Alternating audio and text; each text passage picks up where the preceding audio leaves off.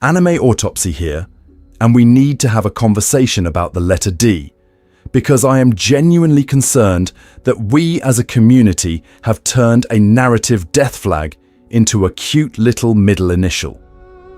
You know exactly what I'm talking about. The Will of D gets treated as this quirky trivia badge you slap on a tier list instead of the terrifying pattern Oda has been hammering into the story since chapter 1. Everywhere I look, I see the same thing.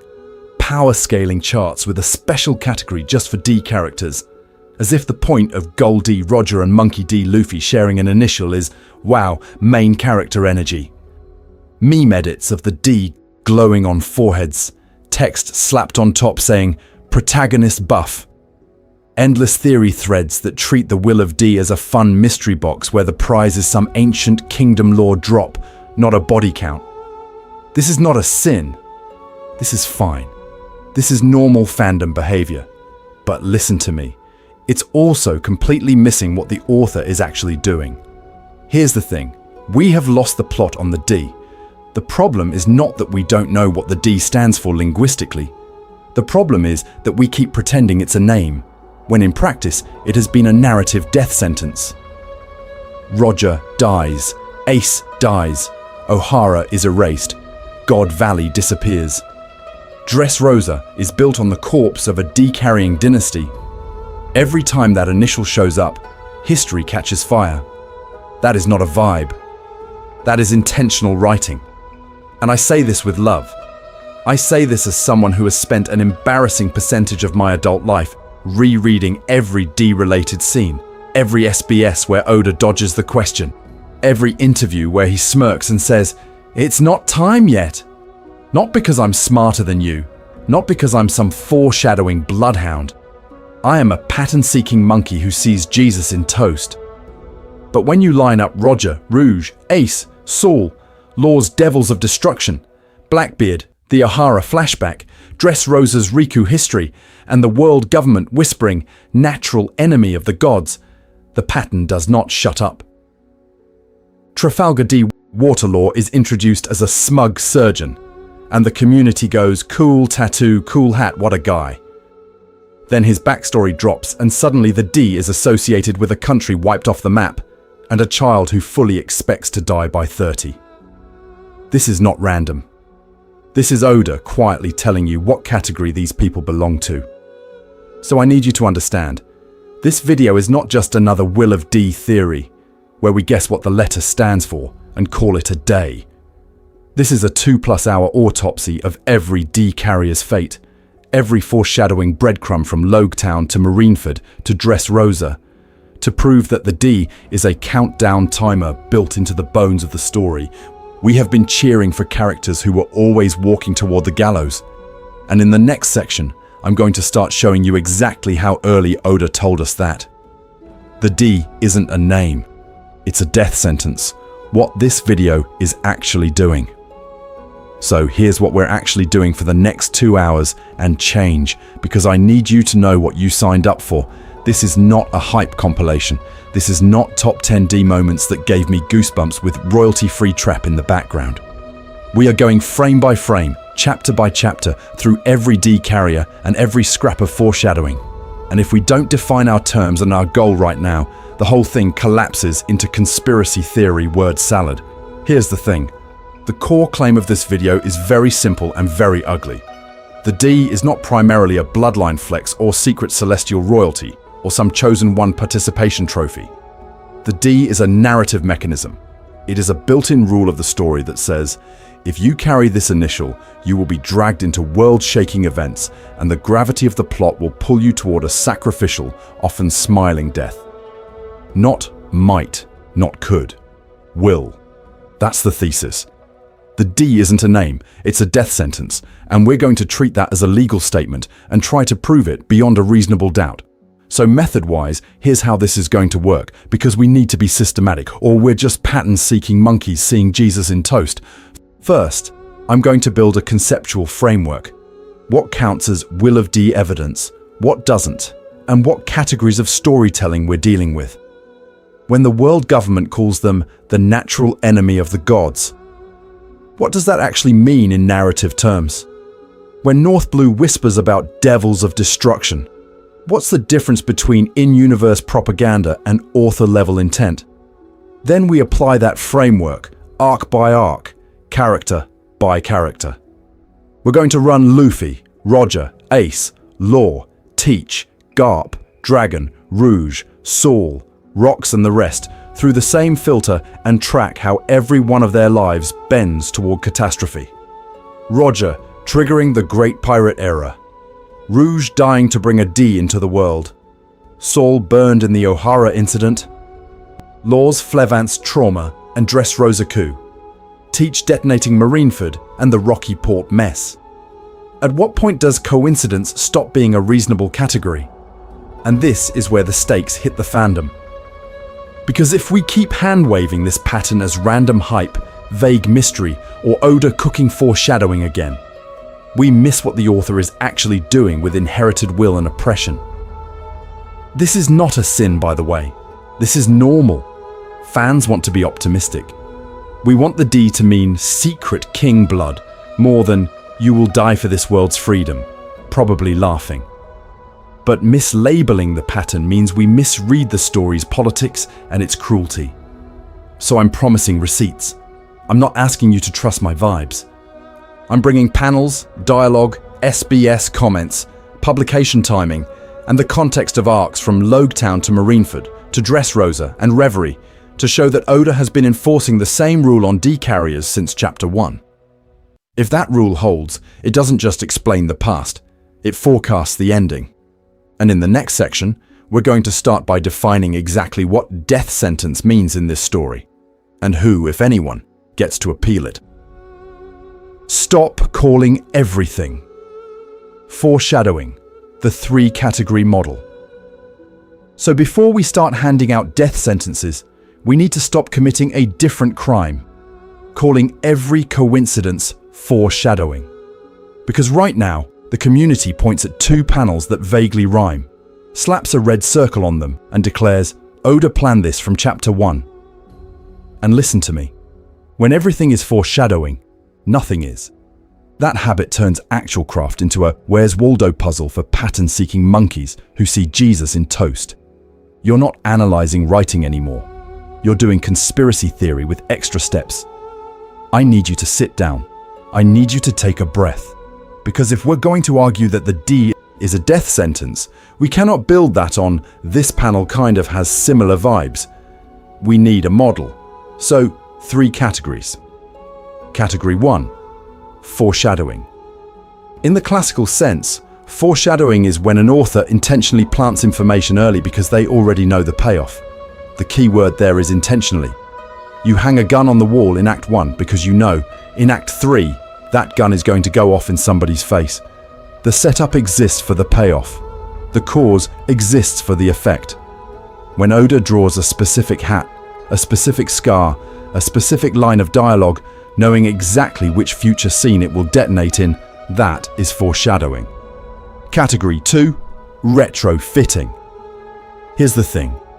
Retrofitting is when an author takes something they wrote earlier, something that did not have a fully planned meaning at the time, and later assigns it significance. This is not a sin. This is not bad writing. This is in fact how most serialized storytelling survives its own publication schedule. You introduce a throwaway side character. 5 years later, you realize you can turn them into a revolutionary commander or a celestial dragon or whatever your editor will let you get away with. As long as it feels organic in the story and not a hard retcon, this is fine. This is normal.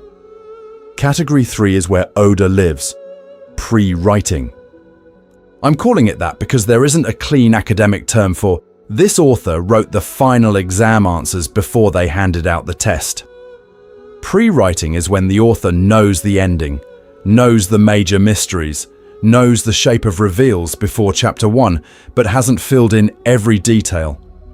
So instead of hinting at future decisions, they're dropping fragments of a decision that already exists. The D, the Void Century, ancient weapons, these are not random cool words. They're dense clusters of future hooks Oda committed to paying off somehow, even if the exact route changed.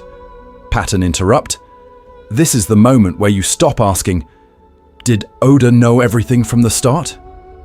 Wrong question. The real question is, for the D, which moments are strict foreshadowing, which are clever retrofits, and which are pre-written landmines he buried decades ago, waiting for the endgame to step on them? In the next section, we're going to start sorting actual D scenes into those three piles and see which ones tick down toward death. Why perfect 1000 chapter planning is a fairy tale. So before we start throwing D scenes into neat little piles, we need to talk about the fairy tale the community keeps telling itself. The myth goes, Oda sat down in 1996, calmly plotted a 1000 plus chapter epic, mapped every D-related death, smile and flashback from Romance Dawn to Laugh Tale, and then just executed the script. Listen to me. That is fan fiction about the author. Here's the thing. Weekly serialization is a meat grinder. You get around 15 to 19 pages every single week for decades. You're juggling drafts, name layouts, inking, assistants, corrections, and editorial meetings while your spine is turning into Jenga blocks. You are sick. Constantly. You're drawing surgery scars and battlefield corpses while your own body is filing workplace complaints. The idea that you're also holding a perfect, unchanging 1000 chapter D flowchart in your head. That's not planning. That's a medical emergency. I need you to imagine trying to micro-plan every D twist from Roger's execution line, to Saul's smile in the O'Hara flashback, to Law's devil of destruction reputation, to whatever Blackbeard's final move is. Every panel, every cutaway already locked. One deviation and the whole Rube Goldberg machine collapses. Any normal human attempting that level of control doesn't produce a masterpiece. They produce a psychological breakdown and a hiatus announcement. And that's before you factor in the external pressure cooker. Editors are not passive lore enjoyers. They are in the room saying, hey, this lore guy is ranking high in the popularity polls, maybe keep him around. Magazine sales spike when a certain D carrier shows up. Suddenly, the supporting D with a cool hat becomes co-protagonist with a tragic backstory and a branded death flag. This is not a sin. This is normal. Shueisha is not sacrificing circulation numbers, so your headcanon about a perfectly pre-planned D taxonomy can stay pure. You can see the fingerprints. Trafalgar Law was introduced as a supernova punk with a weird power and a D in his name. Then, as fans lost their minds, the story bends. He gets a kingdom, a trauma arc, a direct link to the Will of D mythology. Teach starts as the shady guy in Jaya, then the narrative weight around him inflates with every reappearance until he's practically a walking Void Century spoiler. That's not chaos. That's retrofitting under pressure. And because of those pressures, retrofitting isn't an accident, it's almost required. Long-running manga writing is controlled improvisation around a fixed skeleton. The real artistry is making the new bones you bolt on feel intentional, so when Law's D gets framed as cursed, or when Teach's body breaks the rules, you go, wow, foreshadowing, instead of, wow, course correction. The trick is that Oda keeps retrofitting into the same outcome. D carriers orbit death. They trigger genocides, great wars, sacrificial stands. Their presence correlates with catastrophe so consistently it stops being coincidence and starts being policy, which is where it gets scary. Because when we zoom in on Law and Teach next and start sorting which parts were pre-written, which were foreshadowed, and which were patched in later, the pattern that emerges doesn't just rewrite how you see their arcs. It starts to whisper something about how every remaining D, including a certain rubber idiot, is supposed to exit the story. Real Foreshadowing 101. How authors actually load the gun. So before we start throwing lore panels in front of the jury, we need to do something very unsexy. We need to define terms like adults. Because if foreshadowing just means thing that existed before another thing, then congratulations, your birth certificate foreshadowed this video. That's useless. Here's the thing. Foreshadowing, in the strict sense, is when an author intentionally plants information early because they already know the specific payoff and want to prepare you emotionally or logically. Not, they had a vague vibe. Not, they could maybe use this later. The setup exists because the payoff already exists in the author's head. Let me give you a clean, non-One Piece example, so nobody starts yelling about SBS quotes. Chapter 1. A guy in a quiet village scene coughs into a handkerchief. We see the faintest streak of blood. The narration doesn't scream about it. The story moves on. Chapter 50. That same guy collapses during a festival, diagnosed with a long-ignored illness, and dies in the middle of a bitter argument with his son. If the author knew from day one this man dies of illness in chapter 50, that cough is pure foreshadowing. It's not a coincidence. It's not retrofitting. It's a deliberate emotional primer. When the son screams, "You always hid everything from me," your brain flashes back to the handkerchief and goes, "Oh, he really did." That's the planned echo. That's the point. And this is storytelling 101. Competent authors do this constantly on small and medium scales. You plant a character flaw in chapter 3. Recklessness, cowardice, a need to be praised, because you already know it will cause a disaster in chapter 30. You hang a weirdly specific locket on someone's neck because you already know it's the only thing that will prove their identity in court. You toss out an offhand line about promises being curses because you already have the scene written where keeping a promise destroys a relationship. Listen to me, this is not magic. This is not a sin. This is normal. It's just planned writing. So when we get to the D, the question is not, could this maybe connect to some mystery? The question is, could this scene only exist because Oda already had a particular D-related payoff in mind, or is it a flexible hook he can bend toward whatever answer he feels like in 10 years? That's the implicit test we're going to keep running. Does this moment function as the bloody handkerchief, or is it just a cool locket he later decided to turn into evidence? And we have to say this out loud because the community's pattern hunting instinct is out of control.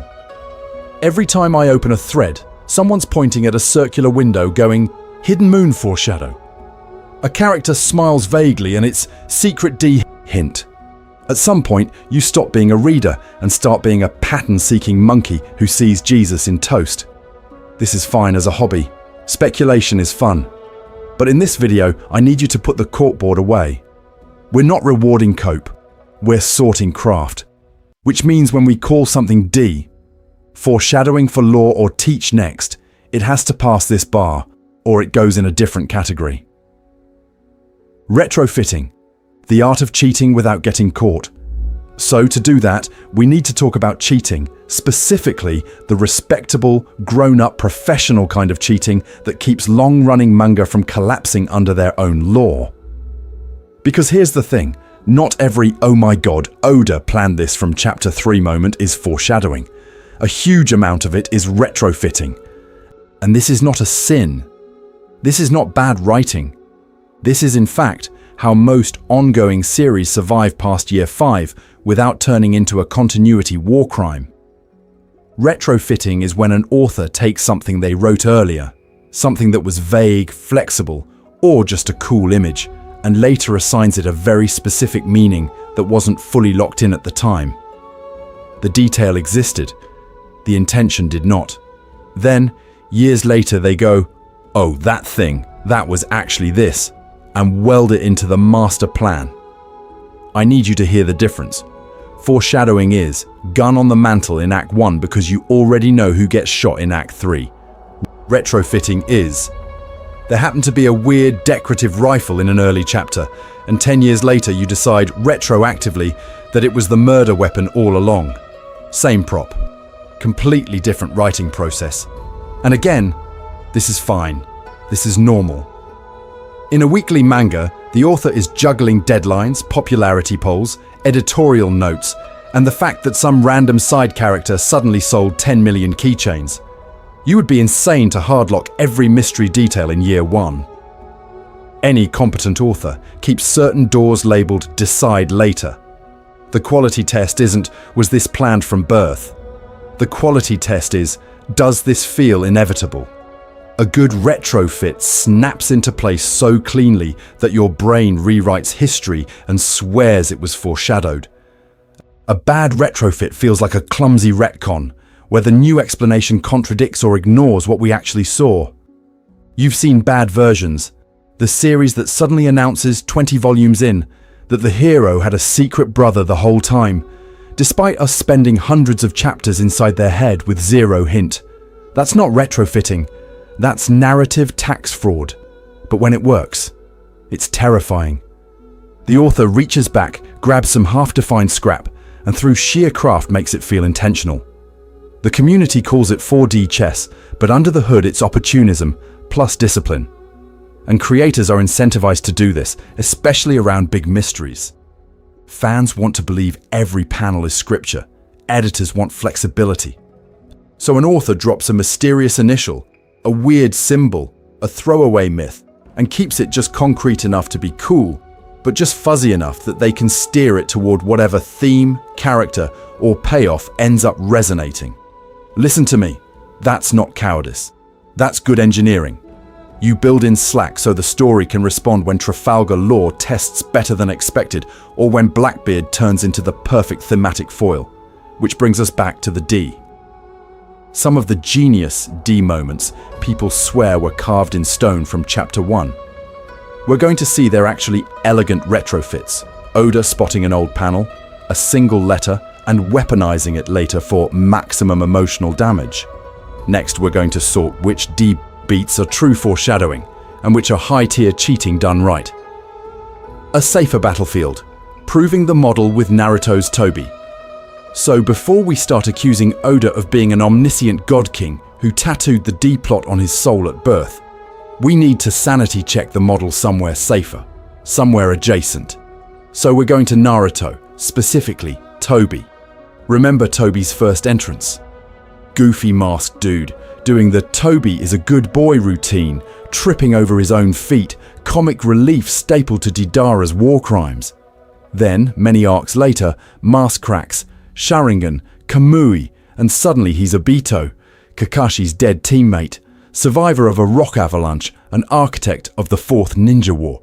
It feels massive. It feels planned from page one. But was it?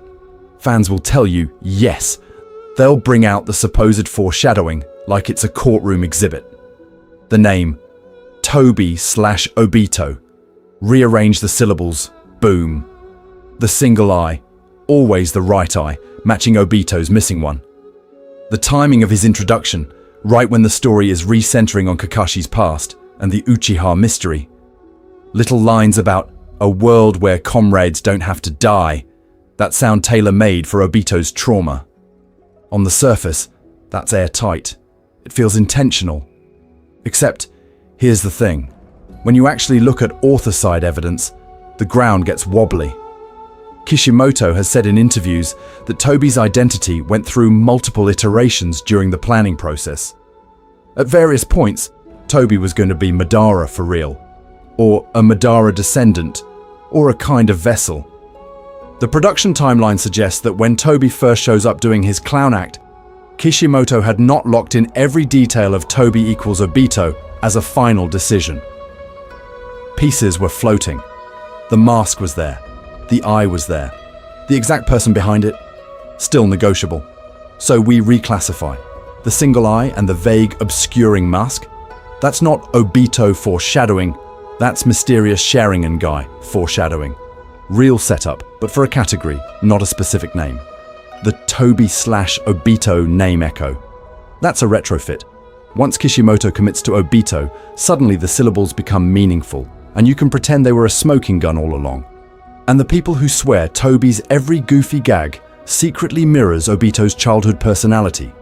That's fandom pareidolia. That's the pattern-seeking monkey seeing Jesus in toast and then writing a 40-tweet thread about it. Listen to me. This is not a sin. This is not bad writing. This is normal. Most long-running authors leave themselves wiggle room, then retrofit specifics into earlier ambiguity. Some hints are intentional, some are patched in later. Some are pure coincidence that the community baptizes as genius foreshadowing, because we love feeling smart.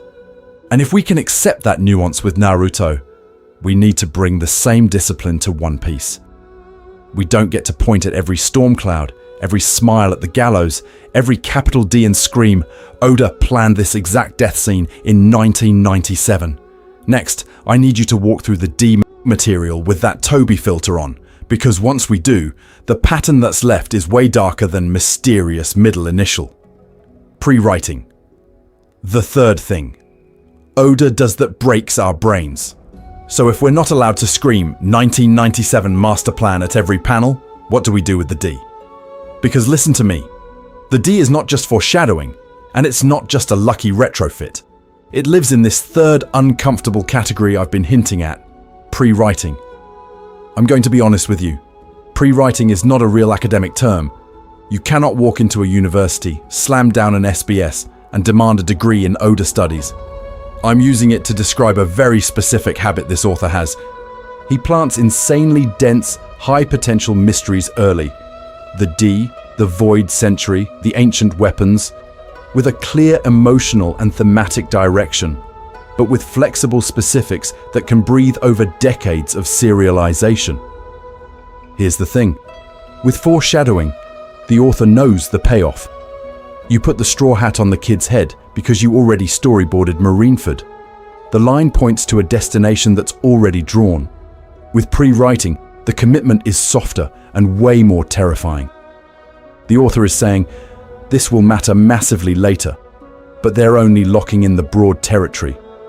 This will be tragic. This will be world-shaking. This will be about inherited will. The exact how. The exact who kills who on what battlefield. That can wait. That's the difference. Foreshadowing is a hint toward a known scene. Pre-writing is a promise of weight without a finalized shape. It's the author writing the story in emotional order instead of chronological order. The setup isn't a cute teaser. It's a fragment of a decision that's already half made. And that's also why it's not just retrofitting. Retrofitting is when you go back to some random earlier panel, a throwaway pirate crew, a background island, and you decide years later, actually they were secretly important all along. This is not a sin. This is fine. This is normal. Most long series survive on this kind of opportunistic recycling, but pre-writing is intentional from day one. The D was never a random cool initial that Oda later weaponized because the community got obsessed. It was planted with the guarantee that it would be central. Only the exact mechanism of that centrality was allowed to evolve. Oda is an outlier here. His whole world-building style almost demands pre-writing. He's juggling an erased century of history, a hidden ancient kingdom, 3 superweapons named after gods, bloodlines that cross 4 seas, and a world government that's been lying for 800 years. You cannot fully script that from chapter 1 without your brain melting out of your skull. But you can decide, before serialization, there was a kingdom, there was a war, the winners became gods, and their natural enemies carry a certain name. Which brings us to the claim I need you to hold for the rest of this video. The Will of D is Oda's single most important piece of pre-writing. Introduced early through Roger, Luffy, Garp, and Dragon, kept deliberately vague through O'Hara and Dressrosa, and slowly sharpened until Decor stops reading as a quirky middle initial and starts reading as a narrative death sentence. When you line up the D carriers and their fates, the pattern that falls out doesn't just explain the past. It starts predicting who doesn't make it to the end. First Contact. How the D sneaks into the story. So let's roll the tape back to the very start. Before Natural Enemy of the Gods. Before O'Hara. Before Dressrosa. When the D first walks on stage, it doesn't have a neon sign over its head. It just sits there, quiet, harmless. A middle initial that your brain files under pirate flavor text and moves on. Gol D Roger, Monkey D Luffy. The manga drops those names in chapter 1 with the confidence of an author who knows exactly what he's doing and zero interest in explaining it to you. There's no box that says, by the way, this D is a cursed bloodline. There's no villager going, whoa, a D. It's just stated, repeated, normalized. This is not a sin. This is how you pre-wire a mystery without tipping your hand. Notice how nobody in Windmill Village reacts to Luffy's full name. Makino doesn't blink. Garp's wanted poster Flex later on doesn't come with a lore dump. The community of characters is acting as if D is either common knowledge or irrelevant trivia. And that gap between how casual they are and how curious you are is intentional. Oda is writing to two audiences at once.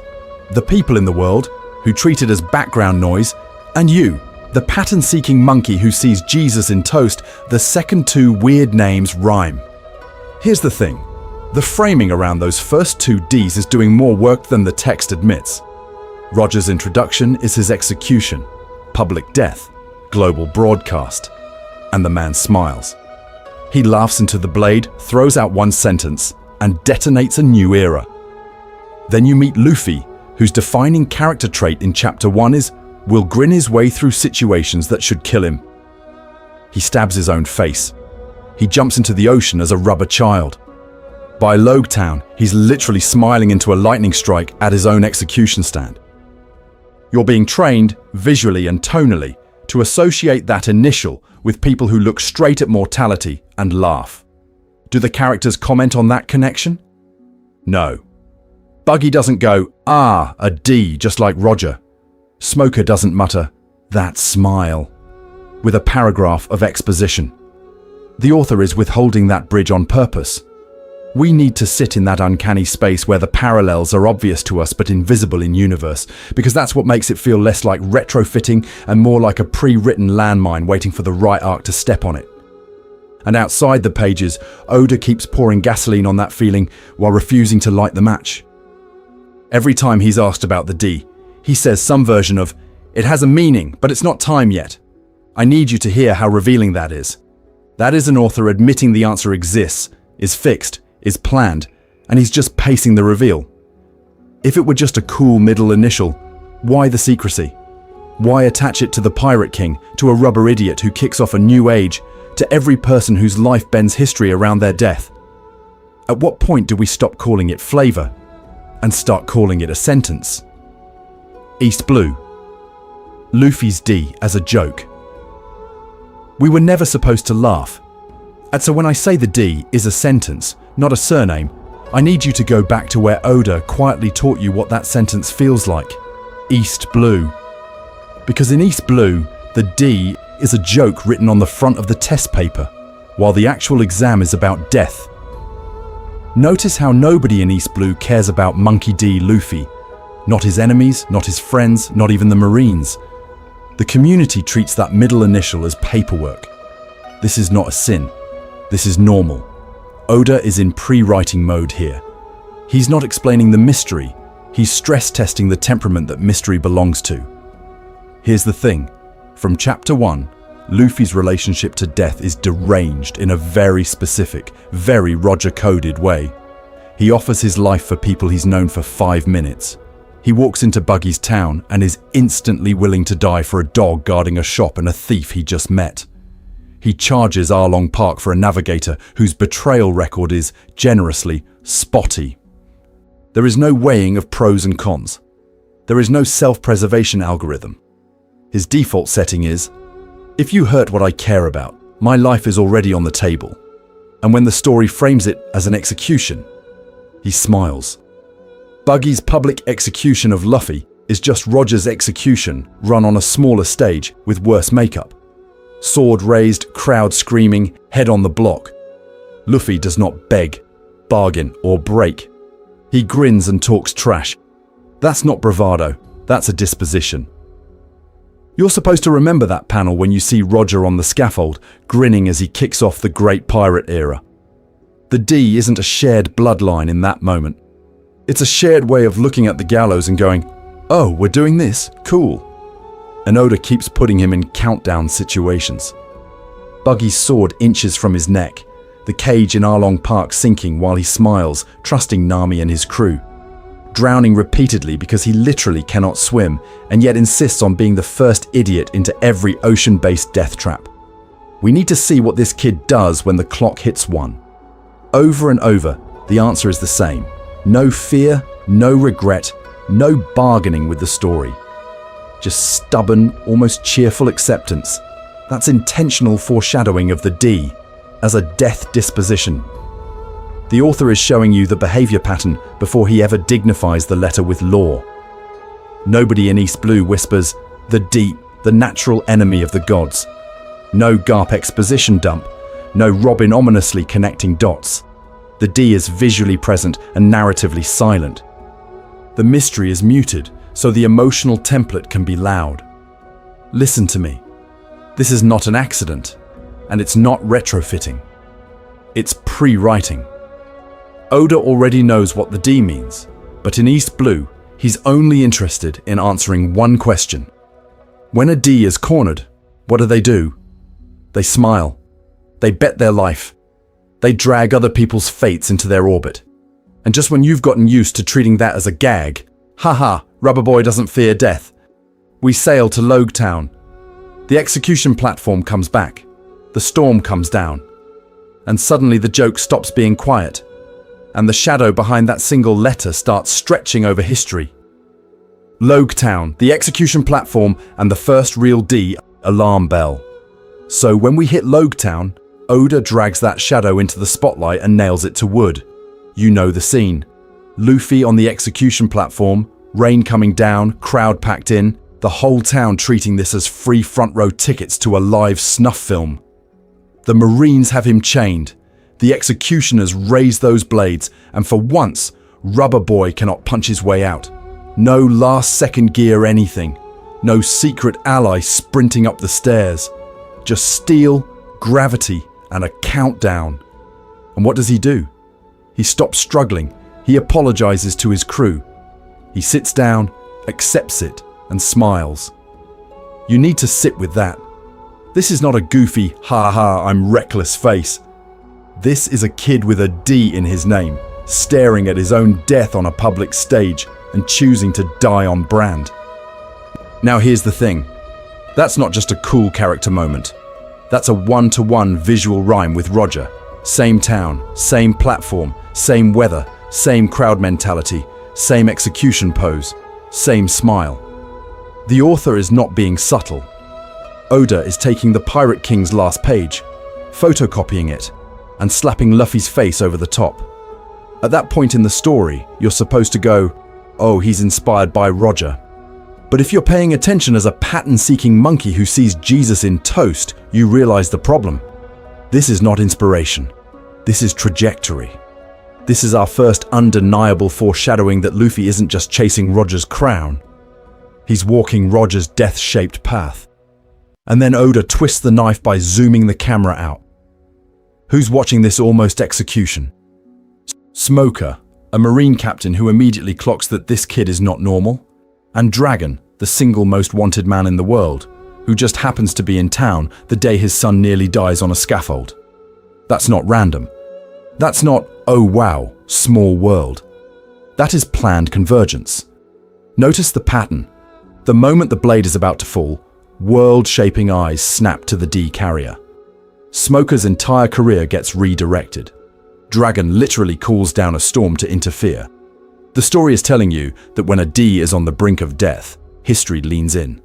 The community of monsters and gods that run this world suddenly cares.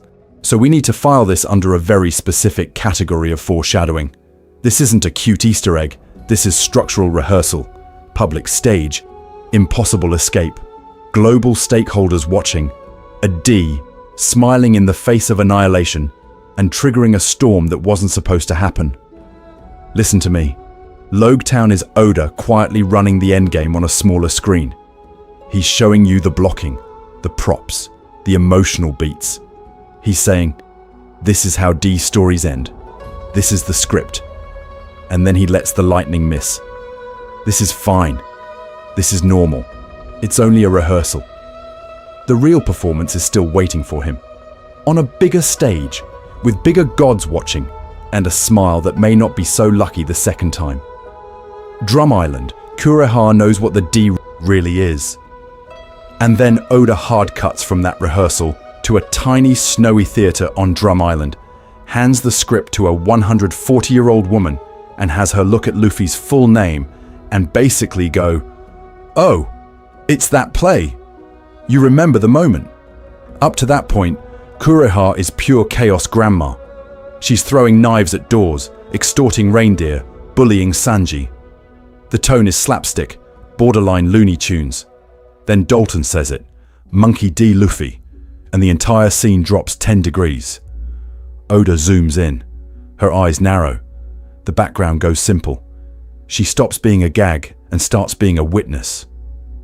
That shift is intentional. You don't burn page space on a reaction shot from an old woman we just met unless the author wants you to clock it. She repeats the name, Monkey D. Luffy. D, huh? And suddenly you're not watching a medical drama. You're watching someone flip open a classified file in their head. It's the same pattern we saw with Kobe and Garp later, but this is the first time Oda frames the D as something adults in-universe already have context for. And then she drops the line the community keeps sleeping on. She calls it a name that lives in the shadows of history. Listen to me. That is not, oh, fun bloodline quirk energy. That is, this should not be written down energy. A name in the shadows of history is a name that has been actively pushed there. It's not on public record. It's not in textbooks. It's something erased, hidden, and only whispered by people old enough or reckless enough to remember. Here's the thing. Drum is our first soft link between the D and the Void Century without saying Void Century out loud. Kureha is absurdly old. She was around when Ohara's scholars were still alive. She's living in a world that just watched an island of historians get vaporized for asking the wrong questions. When she hears that initial and immediately frames it in terms of shadows of history, Oda is quietly putting the D in the same category as Ohara's crime. Pattern interrupt. Oda could have had her say nothing.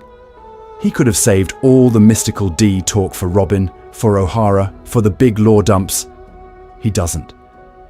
Instead, he uses a side arc about a sick reindeer to brush right up against forbidden history, then pull back before we, pattern-seeking monkeys that we are, can start drawing ancient kingdom flowcharts. So where does this fall in our foreshadowing taxonomy? This is pre-writing with foreshadowing flavor. Oda clearly already knows the D is tied to lost history and danger. He knows it's connected to the natural enemy of the gods line we'll hear later. But he's not locking himself into the exact mechanics yet. He's locking in the emotional tone, fear, awe, and a little bit of, oh God, not again. And we need to connect that to the death sentence thesis. If a name only survives in shadows, that usually means everyone who carried it in the light got erased, hunted, or died making too much noise.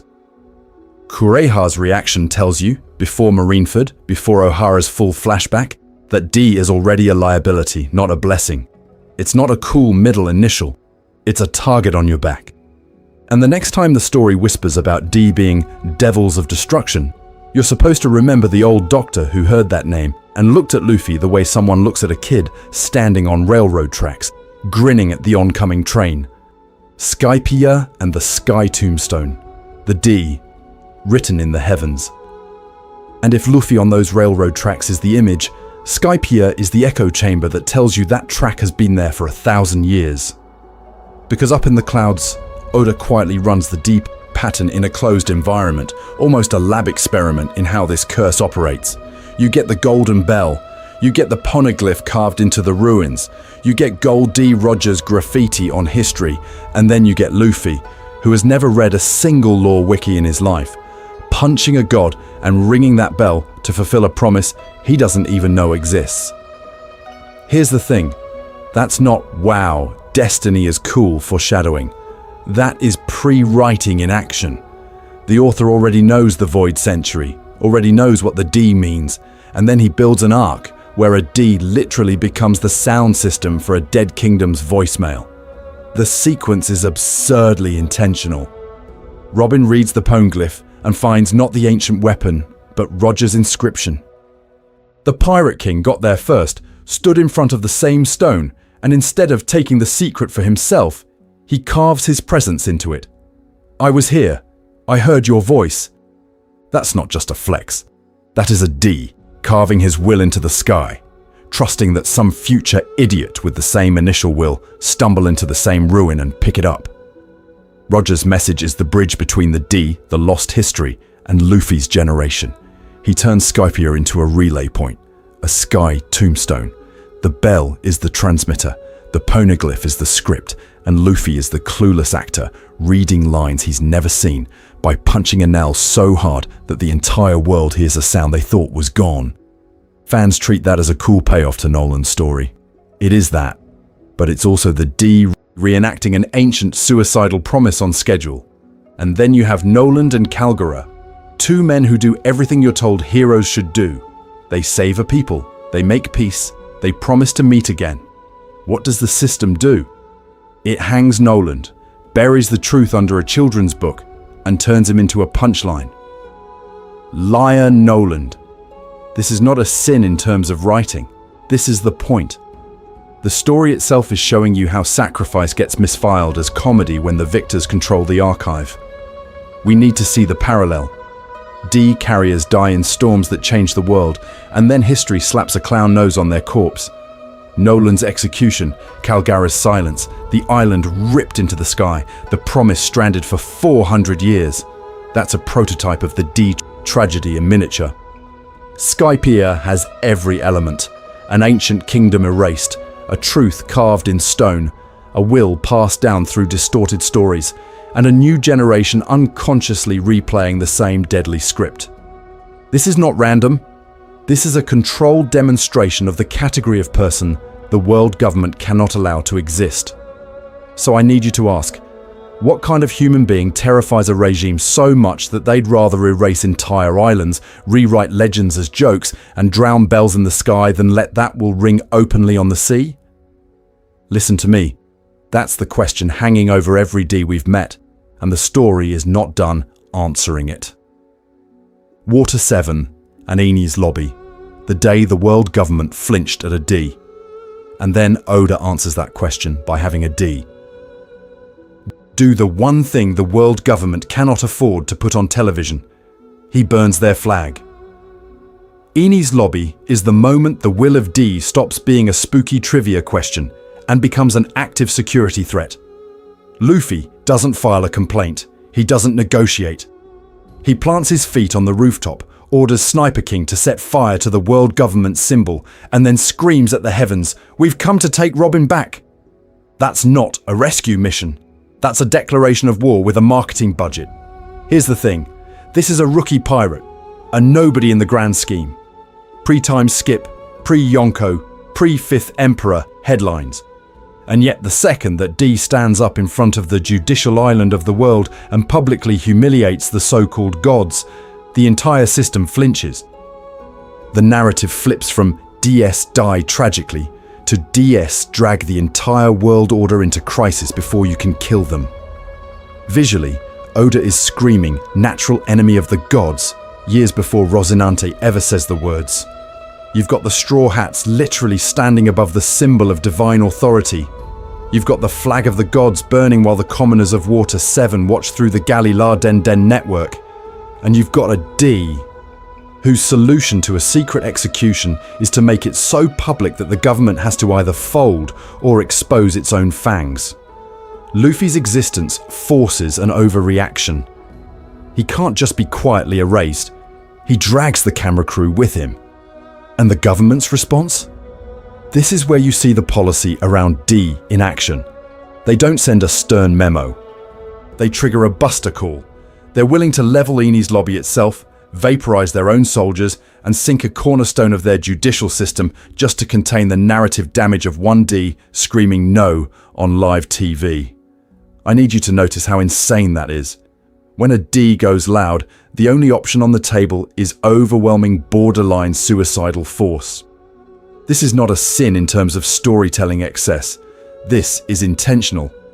Oda is foreshadowing the rulebook the Celestial Dragons have written for this bloodline.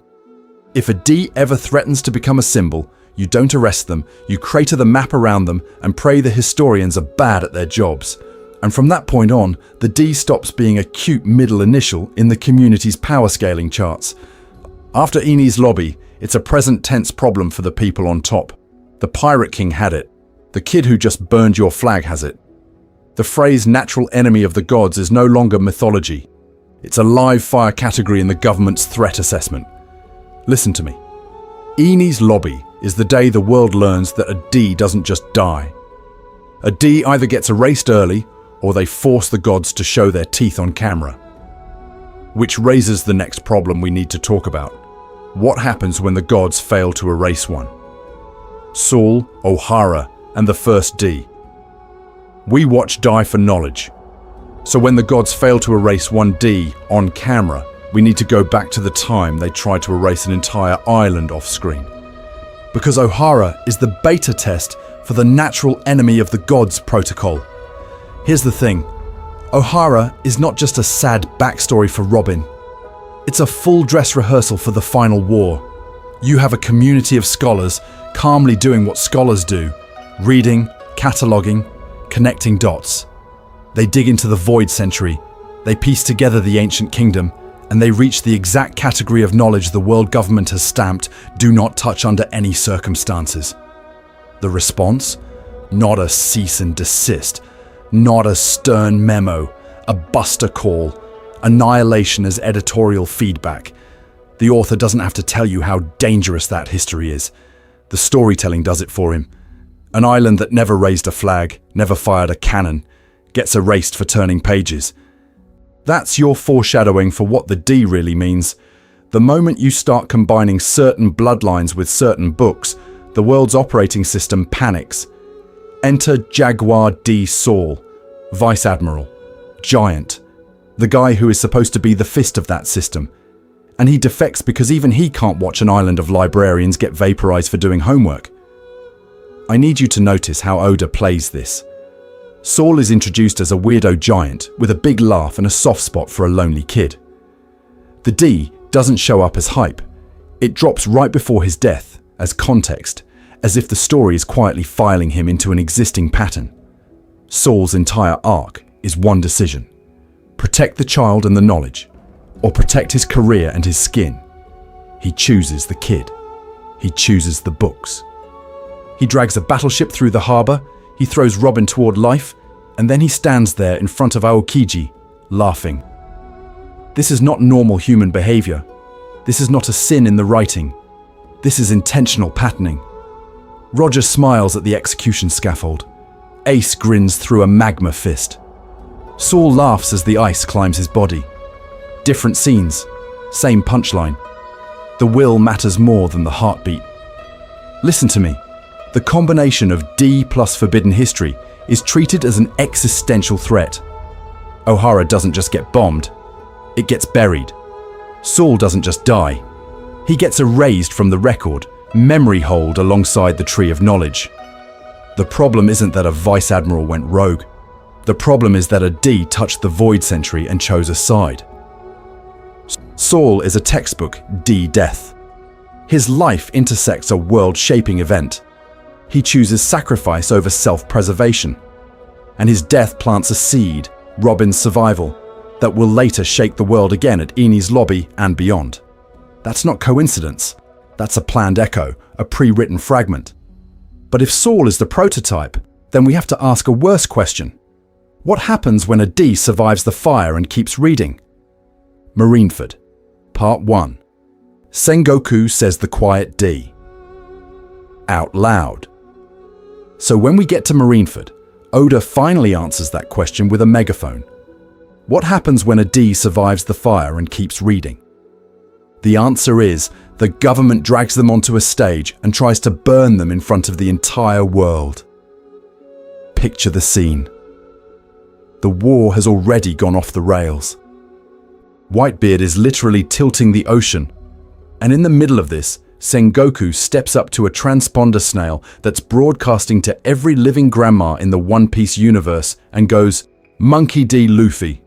He doesn't mumble it. He doesn't gloss over it. He leans on that D. The paneling slows down, the sound effects drop out, and you can feel the story underlining a single letter in 72-point font. The reactions tell you this is not just a fun trivia reveal. Marines flinch, pirates gape. The commentators in Sabaody spit out exposition in real time because Oda wants you to notice that a classified category of person just got doxed on global TV. Up until this point, the D has been a private curiosity. Whiskey Peak whispers, Doctor. Kurihara trolling us at drum. That weird moment at Jaya where Blackbeard and Luffy echo each other. It's been an in-joke between the author and the attentive fans. Marineford is the pivot. This is the first time the world government itself uses the D as propaganda. Sengoku doesn't just say Luffy's full name, he immediately chains it to Roger. He frames Luffy as the inheritor of a will, as the same species of problem that created the Pirate King. That's intentional writing. He's not giving a biography. He's constructing a threat profile for the audience in universe and for you at home. And you can't separate this from Ace's reveal. Remember, Ace has already been outed as Gol D Roger's son. His execution is supposed to be a message. This is what happens to the Pirate King's bloodline. Then Sengoku stacks Luffy on top. One condemned as Roger's literal child, one exposed as a D, and both targeted for death on a global stage. That's not random cruelty. That's a ritual. You don't quietly assassinate these people.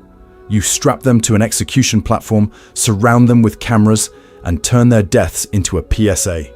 Here's the thing. This is where the natural enemy of the gods subtext starts operating before Rosinante ever says the phrase. When Sengoku ties Luffy's D to Roger's will, he's implicitly saying, this kid's existence undermines everything we're calling justice. The celestial dragons are watching. The gods of the world are being told their natural enemies are on the scaffold. Pattern interrupt. Why is there an execution platform at all? Why not a bullet in a basement? Because we need to see it. The crowd needs to see it. The story needs you to understand that D carriers are not just criminals, they're sacrifices. The whole Marineford layout, the platform, the plaza, the triple-layered Marine logo, the wall of cameras, is a ceremonial killing field built to scare everyone else into obedience. Listen to me. This is not a sin in terms of overdramatic shonen staging. This is the point. Oda is foreshadowing the final conflict by showing you the operating procedure. When a D gets too loud, the gods don't just erase them. They hold a public exorcism. And if Marineford is the ritual, then the next question is obvious. What happens when the sacrifice escapes the altar and keeps climbing toward the sky? Marineford. Part 2. Ace's life was a delayed death order. So here's the thing. Ace is the answer to that question. What happens when the sacrifice dodges the knife? The story just puts a different collar on him and starts the countdown anyway. Portgas D Ace is born under a literal death order, not metaphorically. The world government hears that the Pirate King's lover is pregnant and issues a blanket kill command on an unborn child. That's not foreshadowing in the cute, oh, a mysterious D on Mars category. That is the state saying, this specific D is not allowed to exist. And Rouge's response is to hack the system with her own body. She extends her pregnancy for 20 months just to confuse the timeline, to make the math not add up so the Marines can't find him. One life traded for another, on a technicality. She dies the second Ace is born. The D doesn't enter the world with a cry, it enters on a corpse. And I need you to clock how intentional that is from a writing perspective. Oda could have had Roger rescue them. He could have had Garp swoop in earlier. Instead, he stamps Ace's origin with, you only exist because someone already paid your death tax. And Ace knows it. This is the problem the community sometimes handwaves under cool, tragic backstory. But listen to me. His entire personality is structured around that original sin of existence. He spends his childhood asking Dadan and Garp whether he should have been born. He is terrified that if people knew he was Gol D Roger's son, they would hate him on sight. The D and the lineage are fused in his head into one curse he can't outrun. So what does he do? He overcorrects. He chases strength, builds a crew, finds Whitebeard, and begs for a new name, a new father, a new story. This is not a sin in terms of character writing. This is the point. Oda is showing you a D trying to retrofit his own life to overwrite the planned script with a chosen one. I'm not Roger's son, I'm Whitebeard's. That's not just emotional.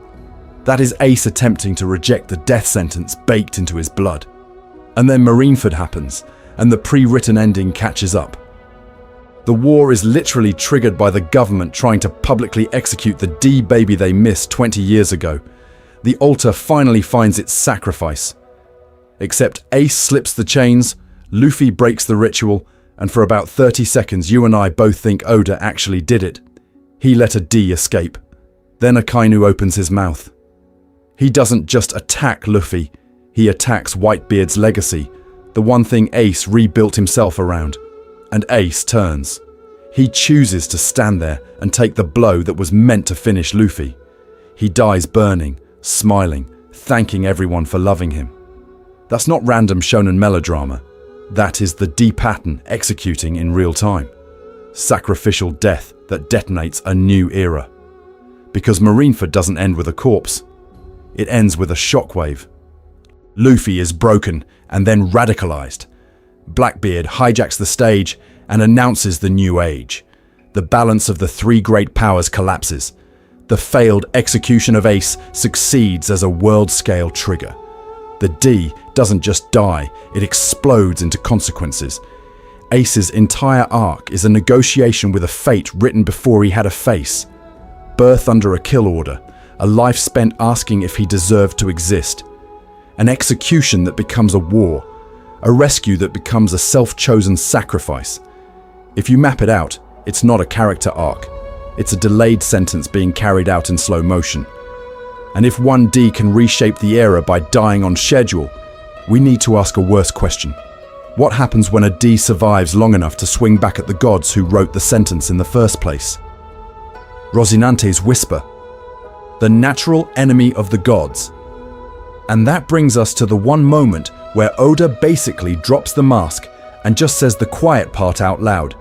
Dressrosa flashback, snow, gunfire, a diseased kid who has already watched his country get erased. Rosinante leans into Trafalgar Law and says the line the community has been chewing on for years. Those who carry the name of D are the natural enemy of the gods. Here's the thing, in One Piece, gods is not abstract, it's not metaphor. The celestial dragons literally call themselves gods. They wear space helmets, leash human beings, and treat entire islands as disposable decor. So, when Rosinante, a former marine and brother to a warlord, uses that exact term, he is not being poetic. He is citing the internal vocabulary of the regime. This is an official category, a threat classification. Natural enemy is doing a lot of work there. He doesn't say potential rebel or probable troublemaker. Natural enemy means built-in opposition. It means the conflict is not a matter of opinion or mood. It's baked into the system. If you're a D, your existence contradicts the world the so-called gods have built. That's not a personality trait. That's a structural problem. And if it's structural, peaceful coexistence is off the table. You don't negotiate with a natural enemy.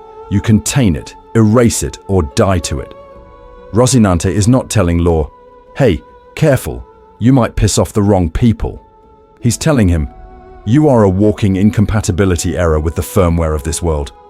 I need you to understand how cruel that is in context. Because who is he saying this to?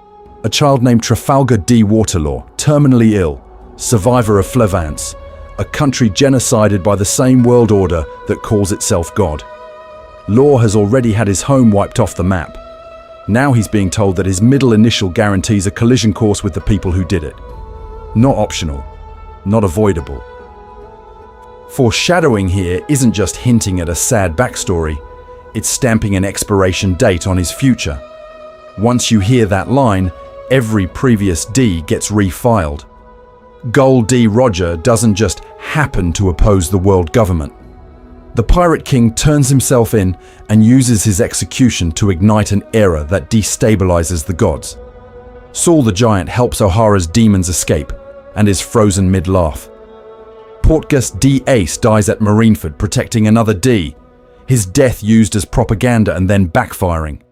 Garp, Dragon, Luffy, even Teach in his own twisted way, all move in patterns that undermine the divine brand. Most of them pay in blood, some pay in reputation, none of them retire to a quiet farm. So when Rosinante whispers, "natural enemy of the gods," that's not flavor text. That is the in-story thesis statement of the will of D. If you have that initial, you don't get a quiet life. You get conscription into a war with heaven. This is not a sin. This is Oda being brutally intentional about what that letter costs. And if that's the rule, we need to ask a nastier question. What happens to a world built on gods when an entire generation of natural enemies refuses to die on schedule? Law, devil of destruction, or doomed revolutionary. So if the D is a draft notice for a war with heaven, Trafalgar Law is the poster child for what happens when that letter shows up in the worst possible neighborhood. Run the flashback. Flevance is a closed ecosystem of foreshadowing. A country built on a beautiful poison, everyone pretending it's fine until the entire population gets wiped out in a genocide the history books will politely mislabel. Law grows up surrounded by corpses, already terminal from Amber Lead, and his plan is to join Doflamingo's crew just to burn the world down before his own body gives out.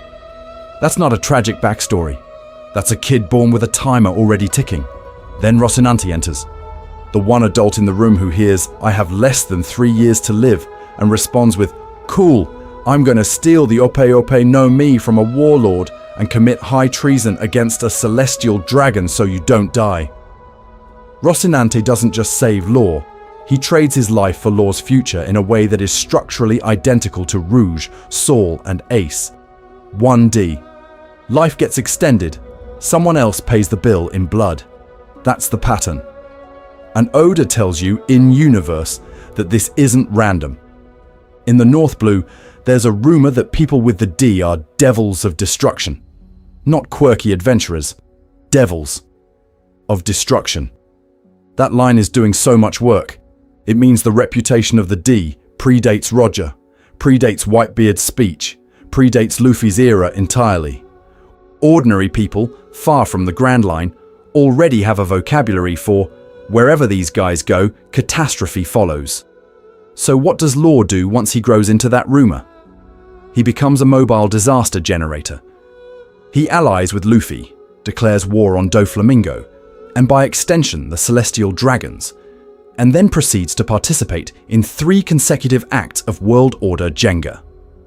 Punk Hazard melts the Caesar pipeline and exposes SAD.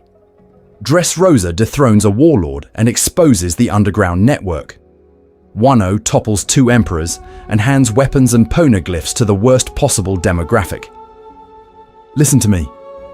If you pitched this character in a writing workshop, everyone would say, "Oh, he's the doomed revolutionary archetype." Which brings us to the uncomfortable question. Is Law foreshadowed for death? He is constantly framed as willing to die if it means Doflamingo falls, if it means the Celestial Dragons get hurt, if it means the D mystery moves 1 square forward.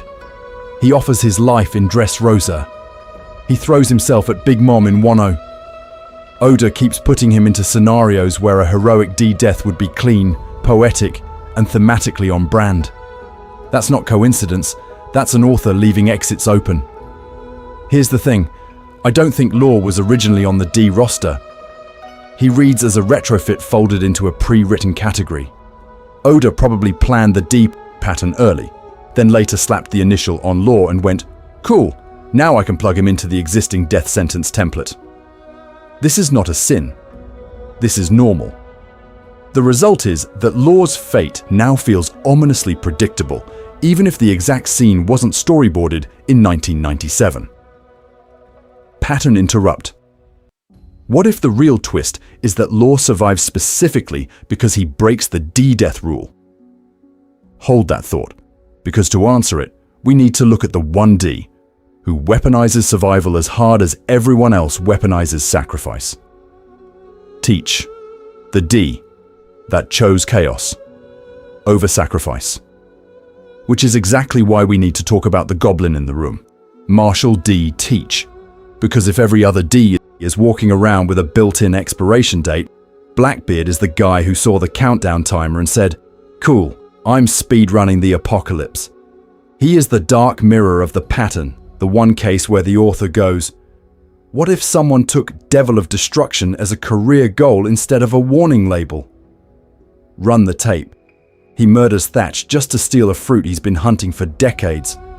He betrays Whitebeard's crew, hands Ace to the Marines for a Shichibukai seat, drags the entire world into Marineford, then shows up at the funeral to loot the corpse. He steals the Gura Gura no Mi in the single most on-the-nose foreshadowing payoff for man who wants to destroy the world you could possibly script.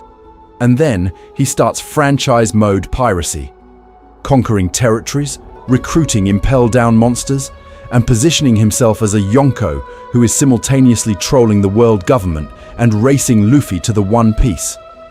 Other Ds stumble into world-shaking events because of who they are. Teach manufactures them. He weaponizes chaos, where Luffy's storms are almost accidentally catalytic. Alabasta, Aeneas Lobby, Dressrosa. Teach is doing cost-benefit analysis on human suffering. If I hand Ace over, I get a Warlord title. If I get a Warlord title, I can break into Impel Down. If I break into Impel Down, I get a crew that can actually challenge gods. That is intentional, planned mayhem. Here's the thing, every other D, we've seen trends towards self-sacrifice at the moment of truth. Roger turns himself in to ignite a new era. Ace dies to save Luffy. Saul dies to save Robin. Even Law, for all his scheming, keeps throwing his life at people who shouldn't statistically be worth it. Teach flips the script. He leans into the natural enemy of the gods title, not as a burden, but as branding. The D becomes a flag for pure ambition. And yet, listen to me. This man is obsessed with not dying. A man's dream never dies, he says, but the subtext is, I'm terrified mine will if I go too early. He avoids unnecessary risk, hides in the shadows until the odds are stacked, and only jumps in when the math favors him. That puts him in a completely different category from the Ds who accept death as the cost of their will. So narratively, where does that go? I need you to see the structural problem here.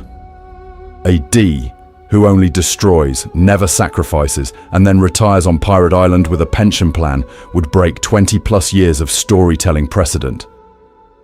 The foreshadowing around Teach, double fruits, weird body, rocks parallels, constant god poking, reads less final winner and more final warhead. He almost has to die in a catastrophic clash, whether that's Luffy, the world government, or both at once. Teach is the proof that the D isn't a moral alignment. It's a will that refuses to bow to gods, and that refusal can express itself as heroic self-immolation or monstrous empire building. Either way, the body count is non-negotiable, which raises the real question for the endgame. If Teach is the D that chose chaos over sacrifice, who is the D that makes the opposite choice? And what do they have to burn to stop him? Garp and Dragon, the D who tried to beat the system from inside and out. So if Blackbeard is the D who cashes out the world for himself, we need to talk about the two Ds who tried to cheat the entire system. One from the inside, one from the outside. And both of them are talking proof that this death sentence doesn't care what uniform you put on. Enter Monkey D. Garp, the Marine hero who has spent his entire career speed-running cognitive dissonance. On paper, he's the guy who cornered the Pirate King, turned down admiral promotions, and stood as the iron fist of justice. In practice, he's sharing sake with Roger, raising the Pirate King's son, and training his own grandson to punch celestial dragon symbols in half. This is not a minor contradiction. This is the author screaming, here's the thing, you can swear loyalty to the world government and still be a D, but the D will win that tug of war every single time. Garp's entire arc is intentional foreshadowing for what happens when a D tries to live in the enemy's house. He refuses promotion because he doesn't want to be chained to the celestial dragons. He lets Roger escape over and over, then agrees to raise Ace because of a personal promise. He throws Luffy into a jungle to toughen him up, then acts shocked when the kid grows into a Yonko-punching chaos engine. The community jokes about Grandpa Garp parenting, but narratively, he's a saboteur in a marine coat, undermining the system's interests every time his own moral code and his family's freedom are on the line. Now pivot to Dragon, and I need you to see the symmetry. Garp is the D who joins the institution and corrodes it from within. Dragon is the D who looks at the same institution and goes, "Nope, arson." He doesn't just hate the celestial dragons. He founds an entire revolutionary army whose sole mission is to dismantle their power structure. The most wanted man in the world, storms gathering in Logetown, kingdoms toppling in the background. That's not vague mystery flavor text. That's the author taking the D and scaling it up from individual problem child to organized global insurgency. If Luffy is the gun on the mantelpiece, Dragon is the loaded artillery off-screen. Every time we see him, it's in the context of regime change. Goa's Grey Terminal, Drum's vanished monarchy, the Reverie revolutions. The writing is telling you, very calmly, that this man is the natural enemy of the gods turned into a spreadsheet and a battle plan. And listen to me, people at that altitude of opposition do not get retirement arcs. They get Marineford, they get O'Hara, they get God Valley. Whether Garp dies on some doomed last stand against the system he served, or Dragon burns out as the revolutionary spark that lets the next generation finish the job, the category they're in is the same. They are Ds operating at God aggro scale. That is not a recipe for peaceful old age, that is a countdown. Which means the real ticking bomb isn't just whether they die, but what their deaths ignite, and who's been positioned from Chapter 1 to inherit both sides of that impossible choice. Rouge D's Xebec, the Erased D, and the God Valley Massacre. And if you want to see what happens when that countdown hits zero in the ugliest possible way, you don't start with Luffy or Ace, you start with the guy the story keeps refusing to say out loud.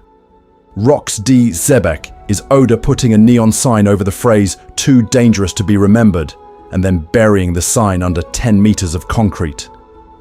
Captain of a crew made of future emperors, aiming not for Pirate King but King of the World, and dead center of the God Valley incident that the world government has turned into a narrative black hole. We know he existed. We know Garp and Roger had to team up to stop him. And then, static. That gap is not an accident. That's intentional. Here's the thing. Erasure is its own category of foreshadowing. When an author painstakingly documents Roger, Whitebeard, even Shiki in a movie, but turns rocks into a half-remembered rumor, that absence is data. His name barely circulates in the community, his deeds are classified, and Garp's whole hero of the Marines branding is scrubbed free of the actual context. He became a legend for putting down a D whose will was so catastrophic that even the Marines can't publicly take credit for the specific win. I need you to sit with that difference. Roger, D carrier, world upending figure, gets mythologized. Rouge, D carrier, world upending figure, gets deleted. Same category of man, opposite archival treatment. That's Oda telling you there are flavors of D. The Luffy/Roger flavor that destabilizes the world but points towards some kind of freedom. And the Teach/Rocks flavor that tears holes in reality and lets the worst people crawl through. Rox's ambition is the bridge here. He doesn't want the greatest freedom on the seas. He wants the throne above the celestial dragons. That's Teach's destructive, opportunistic D energy, but scaled up to what if Blackbeard ran Marineford and Dressrosa and the Reverie all at once? The result. The only solution the so-called gods can find is a joint Marine-Roger alliance and then a full historical cover-up. You do not assemble that roster for a mid-boss. And because Oda withholds the actual death scene, the foreshadowing shifts into negative space. D plus God Valley plus total erasure is not subtle. Whatever happened there was not a clean execution. It reads as catastrophic, as in ancient weapons or void century tier secret almost got out and had to be smothered under overwhelming violence and censorship. The celestial dragons don't just win, they panic. They redact. Pattern interrupt for your brain here. Not every D is a tragic hero. Some are a recall notice. We need to stop romanticizing the initial as pure noble sacrifice and admit the other half of the pattern. Sometimes the death sentence is the world deciding, very intentionally, that this person's will cannot be allowed to propagate. Rox is the missing link that makes that argument airtight. He proves the D countdown doesn't only end on a cross-shaped execution platform or in a lover's arms. Sometimes it ends in a classified incident report. And the real question hanging over the endgame is which side of that ledger our remaining Ds are being written into. Portgas D Rouge, the woman who died delaying AD. And if Rox is the redacted incident report, Portgas D Rouge is the classified footnote nobody in the community reads carefully enough. Because listen to me, this is the one D whose entire story happens before the title card, before adventure, before dreams, before inherited will. Her whole existence is a prequel about how far the world will go to prevent a D from ever taking their first breath. You know the setup. Roger dies, the Great Pirate Era begins, and the world government absolutely loses its mind. They don't just hunt his crew, they don't just burn his flag. They order a global purge of every woman who might be carrying his child. That's not law enforcement, that's prenatal genocide. Rouge is caught in the middle of that. She's pregnant, she's alone, and she's carrying the most radioactive surname on the planet. So what does she do? She cheats biology. She holds Ace for 20 months. Not metaphorically, not emotionally. In One Piece's internal logic, she literally extends her pregnancy almost a full extra year to keep the world government's execution squad from ever finding a baby to kill. That's not romance. That's a one-woman war against a death sentence aimed at a fetus. And here's the thing. Oda doesn't frame it as some soft maternal montage. He shows you the cost. The second Ace is born, Rouge smiles, names him, and dies. No epilogue, no second act. Her entire arc is a single focus maneuver. Delay the countdown long enough that the D can slip past the noose and enter the world. We need to be honest about what that implies. Ace's crime isn't anything he does. It's what he is. A D whose father shook the world so hard that the mere possibility of his genes continuing triggers a manhunt on every island. This is the natural enemy of the gods idea pushed to its logical extreme. The enemy is so unacceptable that you start the execution before birth. If you're a pattern-seeking monkey who sees Jesus in toast, this is where you should be screaming. Because Oda is quietly establishing a rule. The D death sentence activates at conception. The world doesn't wait to see if you'll rebel. It doesn't wait to see if you inherit the will or if you just want to run a cafe somewhere. The category D is itself the problem. Rouge becomes the first life paid to buy Ace a chance to exist. The tab opens here.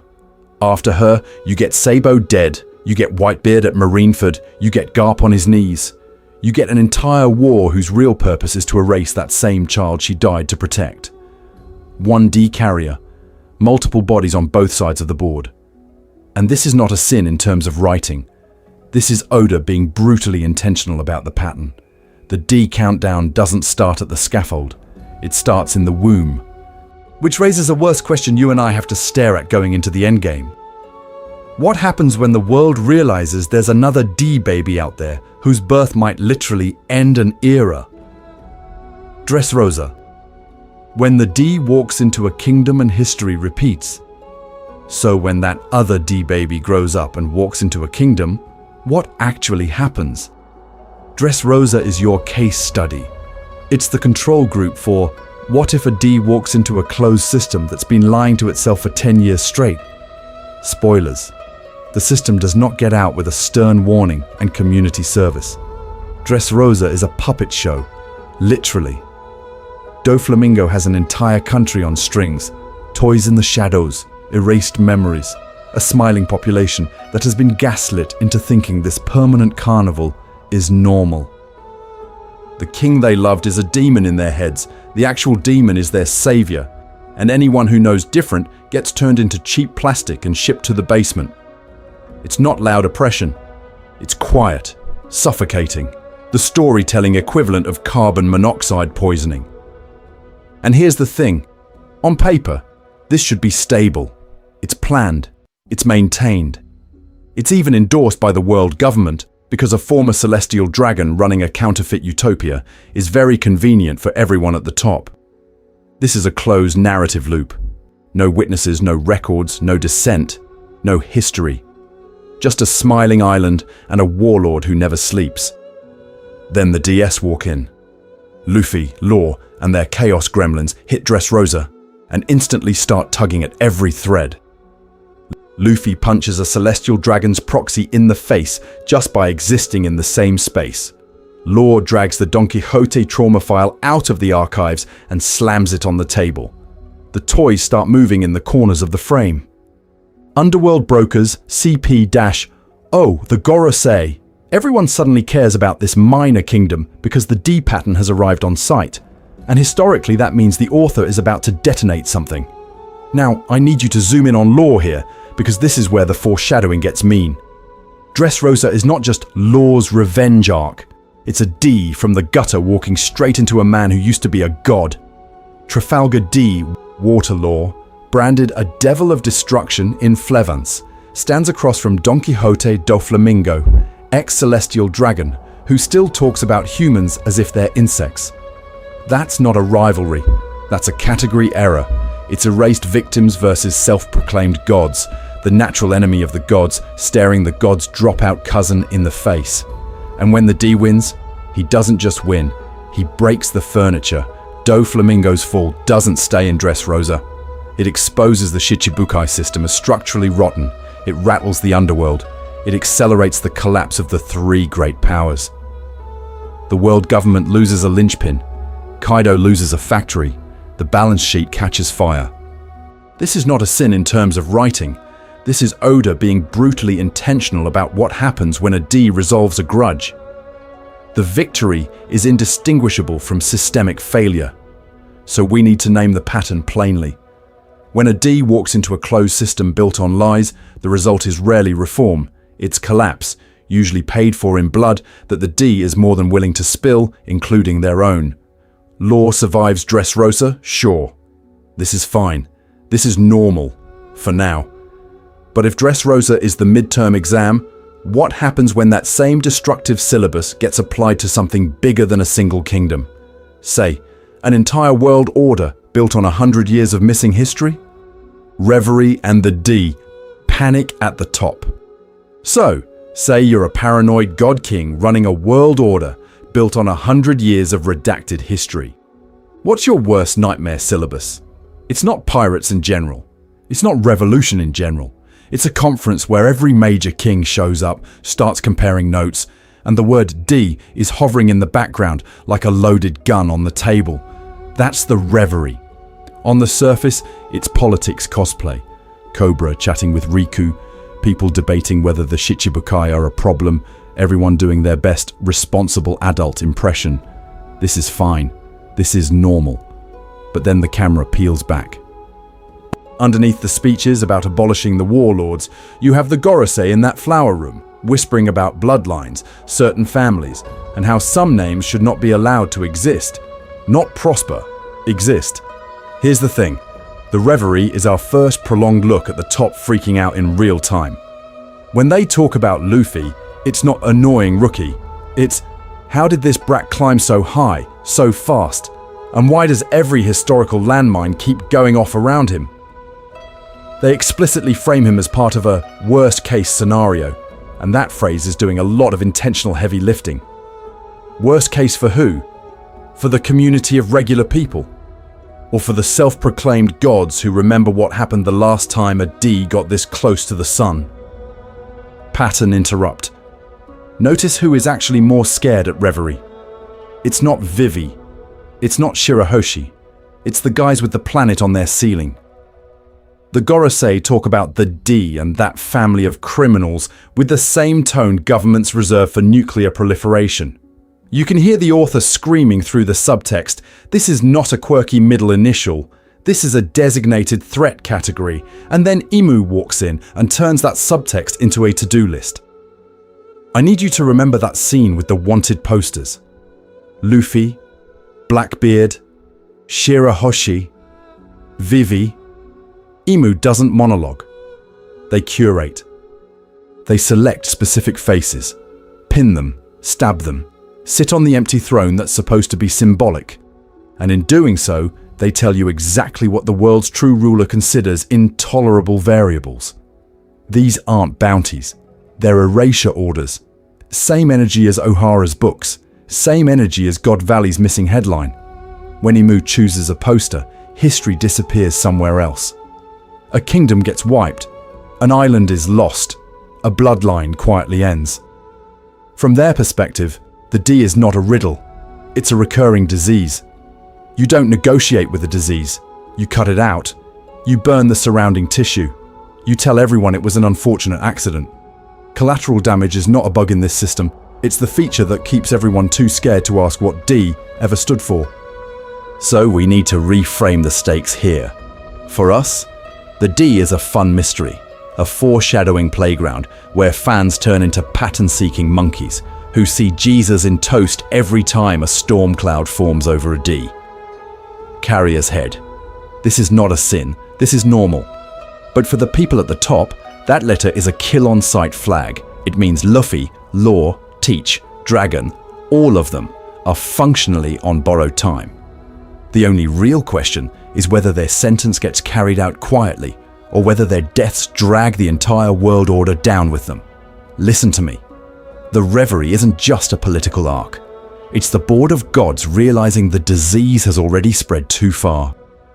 Void Century and the Ancient Kingdom, the first D genocide. Because here's the thing, you don't build a kill list that specific unless you've done this before.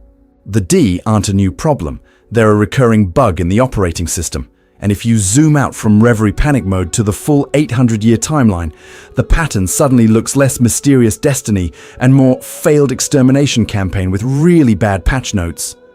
We need to talk about the Void Century, that big, neat 100-year hole in history. That's not an editing mistake, that's an intentional redaction. We know 3 concrete things. There was an ancient kingdom powerful enough to scare the ancestors of the world government. That kingdom was destroyed, and the only surviving record is a trail of indestructible stone tweets, the poneglyphs, scattered and criminalized. You don't outlaw reading something unless the words themselves are a threat. Now, listen to me, because this is where the D stops being a cool middle initial and starts being evidence. Nico Robin learns in Ohara that the scholars were trying to reconstruct a single continuous history from those stones. What's the one era you'd expect to be written about by a thriving super kingdom? Its own golden age and fall. The Void Century isn't an empty space. It's the ancient kingdom's obituary that someone took a blowtorch to. So here's the speculative leap, and I need you to clock how well it fits the foreshadowing. The D are either the biological descendants of that kingdom, or the ideological descendants who inherited its will so hard, they branded it into their names. Monkey D. Luffy is not just a guy, he's basically walking around with the old nation's flag stitched into his birth certificate. Every time a D laughs in the face of a god, that's the ancient kingdom speaking through a new throat. Look at the scale of the erasure. Ohara gets Buster called into molten glass for daring to read. Saul, a D, is frozen and written off. Entire islands vanish from maps. An entire language, the one used on poneglyphs, is reduced to a single living reader. That's not political victory, that's memory genocide. That's the author showing you, very intentionally, what the original purge probably looked like. Just at a smaller, more manageable resolution so your brain doesn't blue screen. And once you accept that, the D as death sentence suddenly has an origin story. The first genocide fails to completely wipe out the bloodline and the ideology, so the new gods build a standing policy. Any surviving carriers of that letter, any echo of that will, gets erased on contact. Roger, executed. Ace, executed. O'Hara, vaporized. Law's hometown, bioweaponed off the map, while people whisper that the D are devils of destruction. This is not a sin of overinterpretation.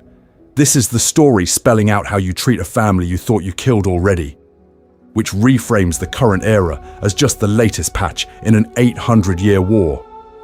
Luffy tearing up Enies lobby, Law toppling Dressrosa, Teach breaking Impel down, Dragon building an army under their noses. These aren't isolated, crazy pirates. They're the newest wave of an old kingdom that refused to bow, surfacing again. And the question hanging over the endgame is brutal. Does the world government finally carry out the sentence? Or does this generation of D succeed where the original kingdom died trying? Because if Oda has been this planned about everything else, you have to wonder, how far back did he decide that the very first D story was a genocide? The pattern laid bare. Every D side by side. So let's do the thing our pattern-seeking monkey brains were born to do. Let's put every confirmed D on the table at once and see what happens when you stop treating them as isolated hype drops and start reading them as a single pre-written category. Mentally, build a grid with me. Column 1, names, Gol D, Roger, Monkey D, Luffy, Portgas D, Ace, Monkey D, Garp, Monkey D, Dragon, Trafalgar D, Waterloo, Marshall D, Teach, Rox D, Xebec, Portgas D, Rouge, Jaguar D, Saul. Toss in Rouge's unborn child, the son of Roger, and the unnamed D whispered about in North Blue folklore. Column 2, the event they're stapled to. It's absurd how fast this fills. Roger, Pirate King, Great Age of Piracy, public execution that turns a death sentence into a recruitment ad.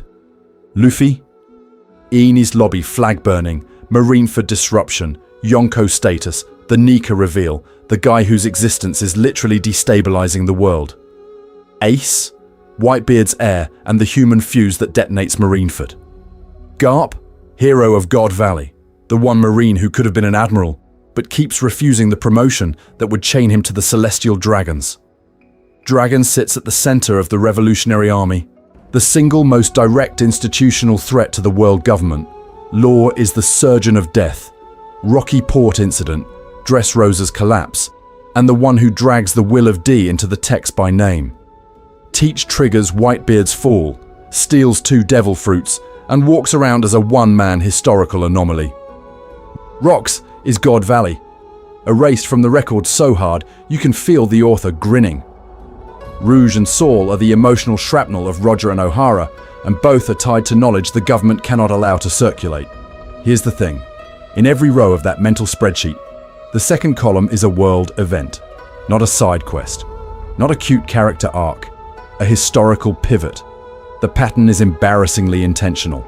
Now add a third column, death or doom markers. Roger's execution, Ace's sacrifice, Rouge's death in childbirth after carrying a D for 20 months. Saul's death by freezing, framed as a tragedy even before we get the hint he might have survived. Rox's erasure from history, which in this story is worse than dying. And then the trajectories. Garp throwing himself into Hachinosu, Dragon building a revolution that either wins or gets him crushed. Law-baiting emperors and ancient weapons, Teach painting a target on his own back the size of the red line. I need you to notice the emotional consistency here. D carriers laugh at the gallows. Roger and Luffy grinning at their own executions. Ace choosing to die for a father's pride instead of living with strategic retreat. Saul smiling through Buster Call. Even Teach, whose ambition is corrosive, is so all in that his survival is incompatible with the current status quo. They either choose principle over survival or ambition over stability.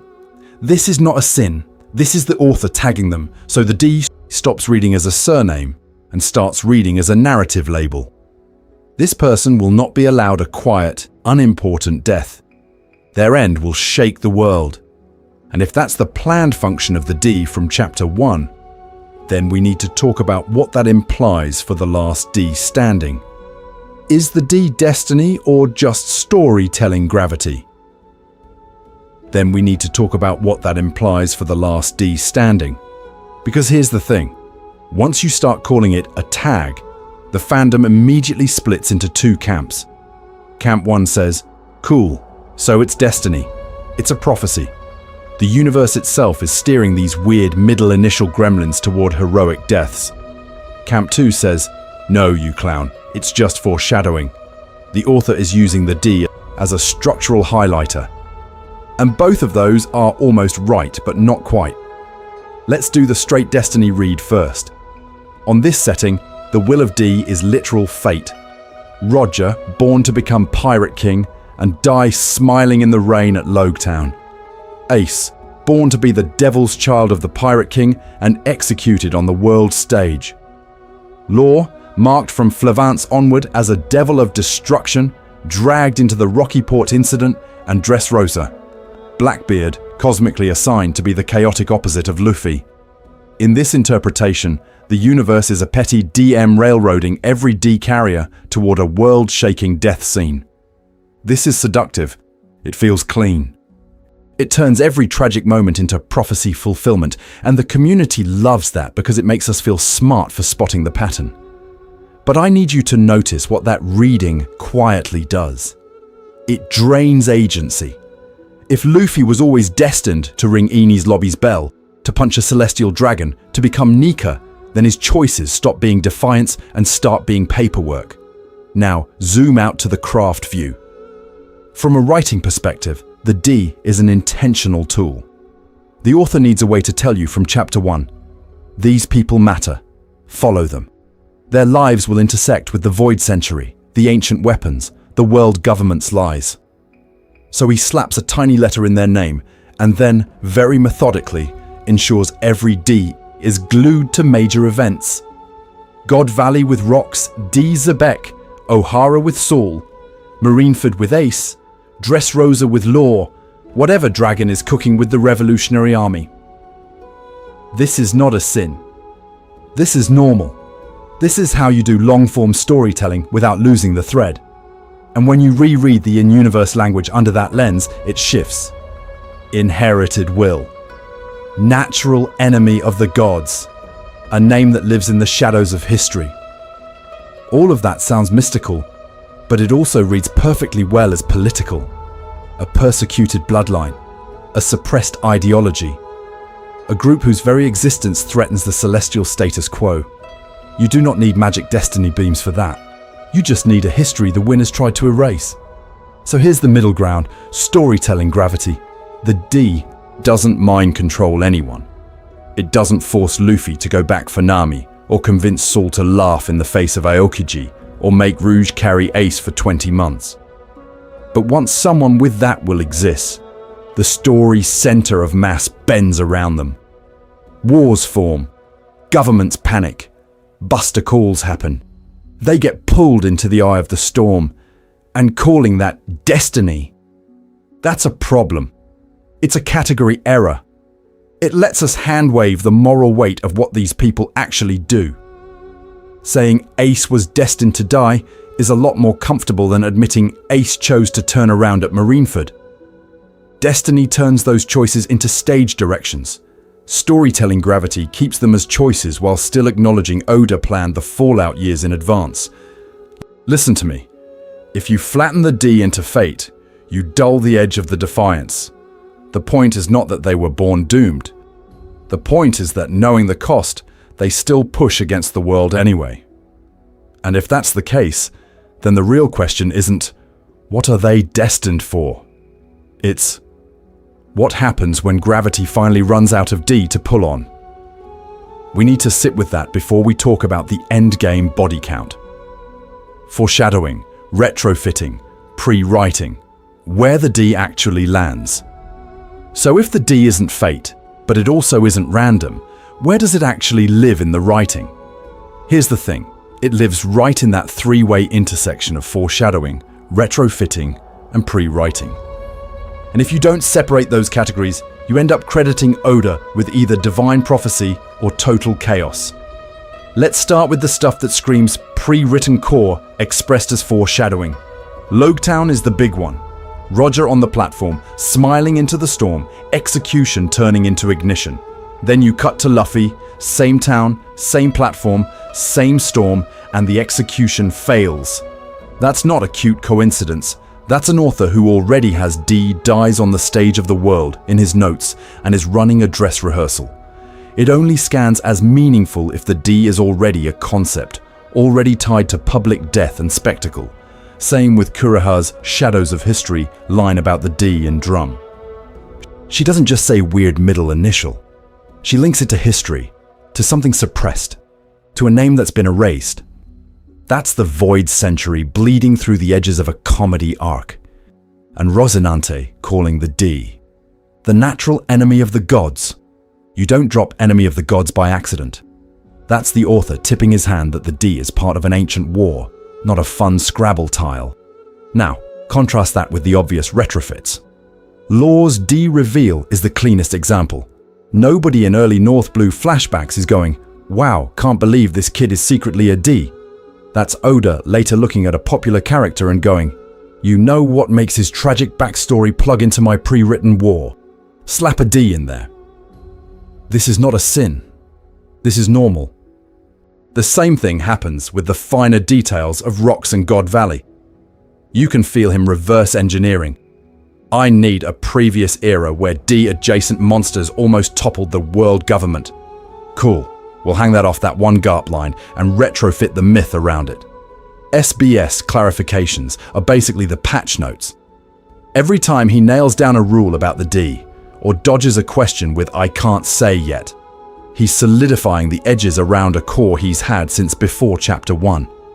Pre-writing is the skeleton, D tied to the Void Century, to an ancient kingdom versus gods, to catastrophic, often sacrificial deaths. Foreshadowing is when he lets that skeleton poke through in Logtown, in O'Hara, in Marineford. Retrofitting is when he tapes new muscle onto old bones and pretends it was always that ripped. Listen to me. This mix is not a problem. This is fine. This is how you get a story that feels inevitable without needing a 1,000 chapter spreadsheet carved into stone tablets. He pre-wrote the war, pre-wrote that D carriers are walking death flags, then gave himself permission to decide later which characters plug into that circuit. And no, knowing that doesn't make Ace's death hurt less, or Luffy's future less terrifying. If anything, it makes it worse, because you realize the author has been calmly, intentionally steering every D toward that same storm since day one. Which means the real question for us as readers is not, was this planned? It's, who hasn't had their turn on the platform yet? I need you to hold that in your head, because next we're going to line up every D we've met and see whose timer is already in the red. Are we overcrediting Oda or underestimating him? So when we line all those D carriers up and see the timers blinking red, there's a temptation to go, wow, Oda planned every single one of these deaths from Chapter 1, Galaxy Brain, no notes. And on the other side, you've got people going, relax, it's just a cool letter, stop overthinking it. Both of those takes? Lazy, comfortable, zero effort. Here's the thing. Saying Oda planned everything from day one is a way to not have to think about craft.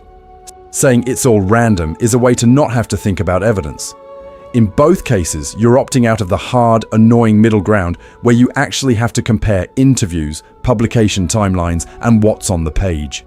I need you to live in that annoying middle with me for a second. The D is the perfect case study.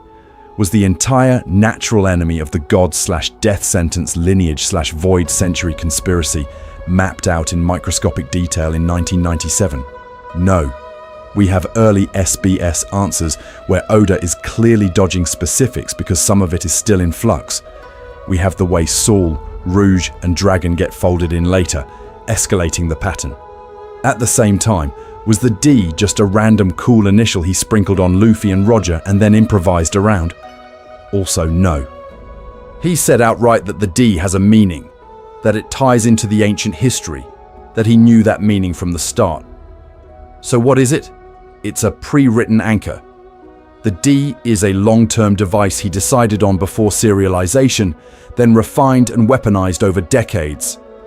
The broad category was planned. These people will be catalysts, they will die or cause collapses. They will be tied to the lost history.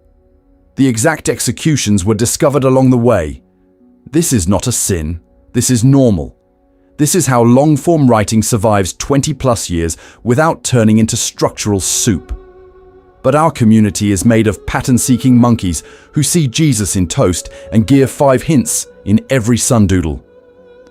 We want every panel to be 4D foreshadowing, because that makes us feel smart for noticing it.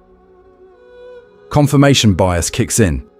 You remember the times the D shows up near a storm or a smile in the face of death, and you quietly ignore the moments where it's just a name on a wanted poster.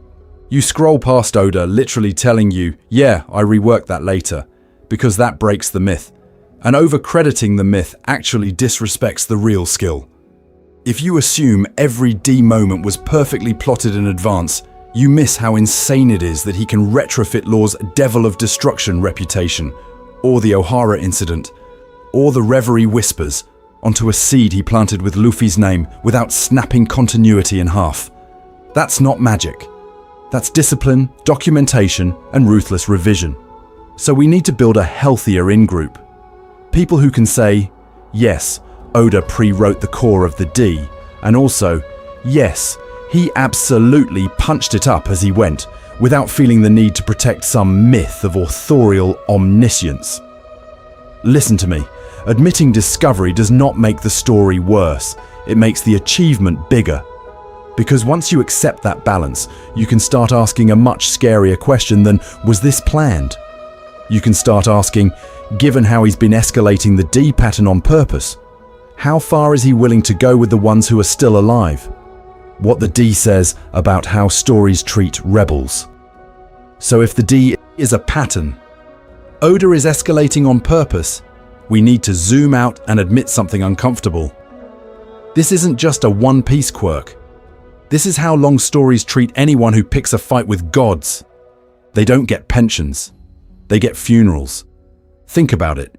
In fiction, the people who stand up to gods, empires, or fate almost always cash out in martyrdom, not retirement. You get your Icarius flying at the sun, your Eren Yeager, your Kamina, your Shinji's mentor figure who dies horribly in episode 19 so the soundtrack can go insane. The pattern is simple. You challenge something absolute. The story rewards you with an absolute ending. And here's the thing. The D fits that category almost too well. Roger doesn't sail off into quiet obscurity. He walks into his own execution and turns it into a spark. Ace dies in the most emotionally weaponized way possible, mid-hug, mid-smile, in front of the entire new generation. Saul dies laughing in a burning library so Robin can live. Even when Oda cheats and lets someone survive, the narrative treats them as if they died. The world moves around the crater they left. Why does this keep happening? Because from a pure storytelling perspective, this is efficient. A rebel dying beautifully is the cheapest way to cash in years of foreshadowing and emotional investment. You get catharsis, you get tears, you get a tidy thematic statement about the cost of freedom, all in one scene. This is not a sin. This is normal. Authors are not moral philosophers first. They are emotional engineers. But that's exactly where the ethics get messy. Is it actually fair that Ace's courage is rewarded with an iconic death pose for fans to wallpaper their desktops with? That Saul's kindness is converted into a perfectly framed silhouette in the snow? I need you to sit with that for a second, because on some level, the community keeps asking for this. We share the panels, we rank the deaths, we praise the writing. Pattern interrupt. What if that's the problem? What if the D isn't just a death sentence in-universe, but a mirror held up to us out of universe? The world government calls them the natural enemy of the gods. But the real gods here are structural. Editors, audience expectations, The way long-form shonen is built to escalate stakes until survival itself feels narratively dishonest. And One Piece is explicitly about inherited will, freedom, and the cost of chasing a dream in a world founded on someone else's erasure. The D is where those themes get written in blood. Every time a D laughs at the gallows, the story is telling you, this is what it costs to oppose a system that rewrote history. Oda, to me, is both using and critiquing the trope. He's absolutely cashing in on the planned emotional impact of D deaths. The foreshadowing is too precise for it to be accidental. But by formalizing it as a will and a name that keeps reappearing, he's also forcing you to notice how much you enjoy watching rebels burn out instead of grow old. Listen to me, he's setting up a rigged pattern, so that when we get to Luffy, the question isn't just, will he die? It's, can this story break its own storytelling instinct? And if it can't, what does that say about us? Which means the next step isn't guessing who dies. It's asking how you would even foreshadow a genuine escape from that cycle in the first place. So, does Luffy die? The D pattern versus endgame. Hope. So, we need to actually do the thing everyone keeps dancing around. Does this pattern mean Luffy dies? Not haha shonen stakes, I mean in the real author has this planned sense. Because once you call the D a death sentence, you've basically put a gun on the mantelpiece with a straw hat hanging off the barrel. Here's the thing. The evidence column for Luffy dies is not small. Logtown is literally an execution rehearsal. Same town, same platform, same storm. The future Pirate King smiling in front of a crowd as the blade comes down. That's not a cute echo. That's intentional framing. Add in Impel Down, Marineford, Udon, Onigashima, Egghead. This kid has burned through his lifespan and plot armor so aggressively he's functionally a medical crime. The story keeps dangling, this is the one that should have killed him, as foreshadowing for the moment it actually does. Layer Joy Boy on top of that. Joy Boy fails, leaves an apology, dies, and becomes a legend whose will restarts 800 years later. Luffy is explicitly slotted into that role. Nika fruit, drums of liberation, the whole sun god branding package. In this category of myth, the liberator doesn't retire to a farm. He burns out at the peak of influence and becomes the story other people tell.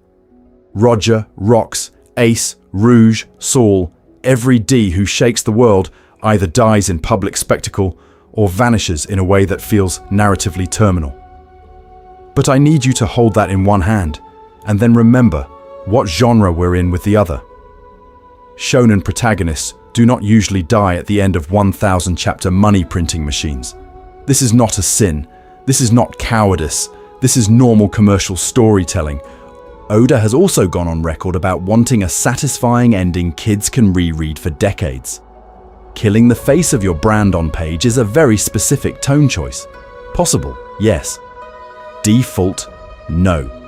And thematically, there's a massive counter-argument. What if breaking the D death loop is the point? If the D is a countdown timer attached to natural enemies of the gods, then the truest victory over the gods isn't just toppling them, it's surviving them. The community keeps treating Luffy dies as the mature, serious reader take, but there's a version where Luffy living is actually the more radical narrative move. So we end up in this messy middle ground. Maybe Luffy dies symbolically, declared dead, disappears after the final war, becomes a Joy Boy level myth while actually sailing off to some reverse mountain retirement. Maybe he lives but loses something so fundamental, crew, freedom, the ability to sail, that for storytelling purposes it functions as death. Maybe we get the classic shonen fake-out, the smile, the sacrifice, the apparent corpse. And then a time-skip epilogue proves the legend kept breathing. Emotionally, which hurts more for you? A world where Luffy dies smiling on the scaffold after dragging the sun back into the sky, or a world where he wins, lives, and has to figure out who he is without a tyrant to punch? One Piece has trained you to expect the smile at the end of the rope shot. It has also trained you to expect miracles. Listen to me. I'm not giving you an answer here because the text doesn't. What the D pattern actually does is something rarer. It makes the endgame genuinely uncertain. Luffy occupies a category most shonen leads never touch. He is both the safest character and the one most structurally doomed. That tension is why the story still feels dangerous 25 years in. And if Oda has been pre-writing this death sentence from chapter 1, the real question isn't just does he die, it's whether the foreshadowing itself is a trap. Which means the next thing we have to interrogate is how you would even recognize a planned escape hatch if it was already on the page. Fandom cope, turning a death flag into a hype badge. So here's where the trap gets cruel. Because while Oda is pre-writing this giant structural death sentence, the fandom is out here turning the D into a Discord role. You've seen this. People slapping D into their usernames, doing strongest D tier lists, arguing whether Law's D is S tier or utility support. As if this thing is a power-up you pull from a gacha banner instead of a gravestone carved into your bloodline. And listen to me, this is not a sin. This is fine. This is normal fan behavior. We meme the scary thing so it feels smaller. We turn the guillotine into a funny hat. But I need you to notice what category of cope this is. Because when the community treats the D as a hype badge, we are actively refusing to look at the data set the author has been building for 25 years. Run the roster in your head. Gol D Roger dies smiling at his own execution, triggering a century-defining bloodbath. Portgas D Ace dies in front of his little brother after finally saying he wants to live. Jaguar D Saul dies laughing under a rain of battleship fire frozen in Robin's brain as the moment the world ended. Rouge literally carries the D in her womb for 20 months and dies the instant she's done. This is not a quirky middle initial. This is a body count. And yet we post Will of D equals main character energy memes. We speculate about who else secretly has the D. We treat it as a mystery box that will drop a lore bomb, not a funeral bell. That's cope. That is us as pattern-seeking monkeys who see Jesus in toast, desperately reclassifying a death flag as a destiny buff so we don't have to sit with what the storytelling is actually foreshadowing. Here's the thing. Mislabeling matters. If you walk into Marineford thinking the D is a shonen protagonist stamp, Ace's execution reads as a shocking subversion. If you walk in having tracked every D corpse Oda has stacked, that scene is the inevitable enforcement of a rule the story has been quietly screaming. Same with Saul's Ohara will live on in you moment, or Rouge's sacrifice. Those aren't just sad backstories. They're case studies in what happens when the D collides with the world government. And I'm not saying stop having fun. Meme the tier lists. Wear the D in your username. This is normal. But we need to be media literate enough to do both. To make jokes and still recognize when the author is holding up a giant red sign that says, "This is tragic," while we're busy photoshopping Luffy with a Supreme logo. Because maybe part of loving One Piece is accepting that the cool initial you've been flexing is actually a skull and crossbones tattooed on your favorite character's souls. And if that's true, then the real question isn't who else has the D. It's who exactly is Oda preparing us to lose next, and what escape hatch he might be hiding in plain sight. Seeing Jesus in toast. Pattern-seeking and fake D. Clues. And here's where we need to pump the brakes before we turn into conspiracy corkboard enthusiasts with red string running from chapter 1 to the latest SBS. Because once you tell people the D is a death sentence, the community response is to start seeing funeral wreaths in every background shrub. This is the Jesus in toast problem. Your brain is a pattern-seeking monkey that survived predators by seeing faces in bushes, and now it's being asked to do sober analysis of a weekly pirate comic. This is normal. This is fine. But it means you will absolutely hallucinate D, foreshadowing where the author just drew a cloud. You've seen this. A panel where Luffy smiles in the rain and suddenly there's a thread. Notice how the raindrops form a D shape around his hat? This proves Oda planned his death in East Blue. Or someone zooms in 400% on a Dressrosa crowd shot and circles a random archway. Hidden D in the masonry, wake up sheeple. At a certain point, we're not analysing foreshadowing, we're doing Rorschach tests with Tankobon. Here's the thing, when everything is a clue, nothing is. If every swirl of smoke, every weather pattern, every crooked grin is secretly an ancient kingdom hieroglyph, then the actual intentional signals Oda plants get buried under noise. The problem isn't that fans are noticing details. The problem is we've stopped asking whether those details belong in the same category as lore, calling the D Devils of Destruction, or Sengoku panicking when he hears Luffy's full name. So I need you to have a basic filter. 3 questions. 1. Does this detail get reinforced later, or is it a one-panel wonder? 2. Does it align with known themes and information, or does it require Oda to be secretly writing a different story than the one on the page? 3. Would the story actually break if this weren't intentional? Or does it function perfectly as coincidence or aesthetic flair? Run a borderline case through that. People point to every time Luffy falls asleep before huge events as D instinct, communing with fate. Cute idea. But does Oda ever reinforce that as a D-specific trait? No. It fits his broader characterization as food-obsessed and carefree. Remove the D instinct reading and nothing about the writing collapses. That's fan poetry, not foreshadowing. Now compare that to Saul's D, reveal in the O'Hara flashback. We learn his name, we see Robin's trauma, we later hear the Gorosei talk about the natural enemy of the gods, and then, at Reverie, we get more O'Hara fallout. That's repetition. That's thematic alignment with forbidden history and world-shaking deaths. If you take the D away from Saul, a whole chain of meaning snaps. Listen to me. Speculation is not a crime. This is not a sin. You are allowed to say, this would be cool if true, without promoting it to Oda planned this from chapter 3, just because 2 panels rhyme. Enjoy the Jesus in toast moments, but label them correctly on the shelf. Because once we separate hallucinated patterns from the real ones, the remaining D clues get a lot scarier. And in the next part, I want to walk you through a few of those that actually survive this filter and point toward a very ugly endgame. How to talk about the D without sounding like a cult. So if the D pattern is actually terrifying, we need to talk about the way we talk about it. Because the second this topic comes up, half the community's vocabulary turns into cult pamphlet copy.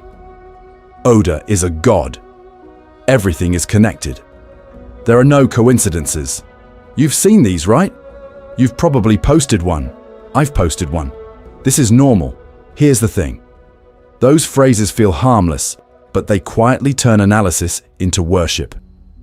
If Oda is a god, then questioning a D theory sounds heretical instead of reasonable. If everything is connected, then you're not allowed to say, no, that's just a visual echo, not foreshadowing. The problem isn't enthusiasm. The problem is that this language shuts the door on asking, did the author actually plan this? Or are we being pattern-seeking monkeys seeing Jesus and toast again? So I need you to upgrade the toolkit. Instead of, Oda planned this 20 years ago, try, this feels like pre-writing. You're still giving credit for long-term planning, but you're naming a craft move, not summoning a deity. Instead of, it all connects, try, this is strong thematic foreshadowing. You're saying, this moment is intentionally resonating with that other moment, without claiming he had a specific panel in chapter 112 taped above his desk. And when something is clearly patched in later, just say, this is probably a retrofit. This is not a sin. This is fine.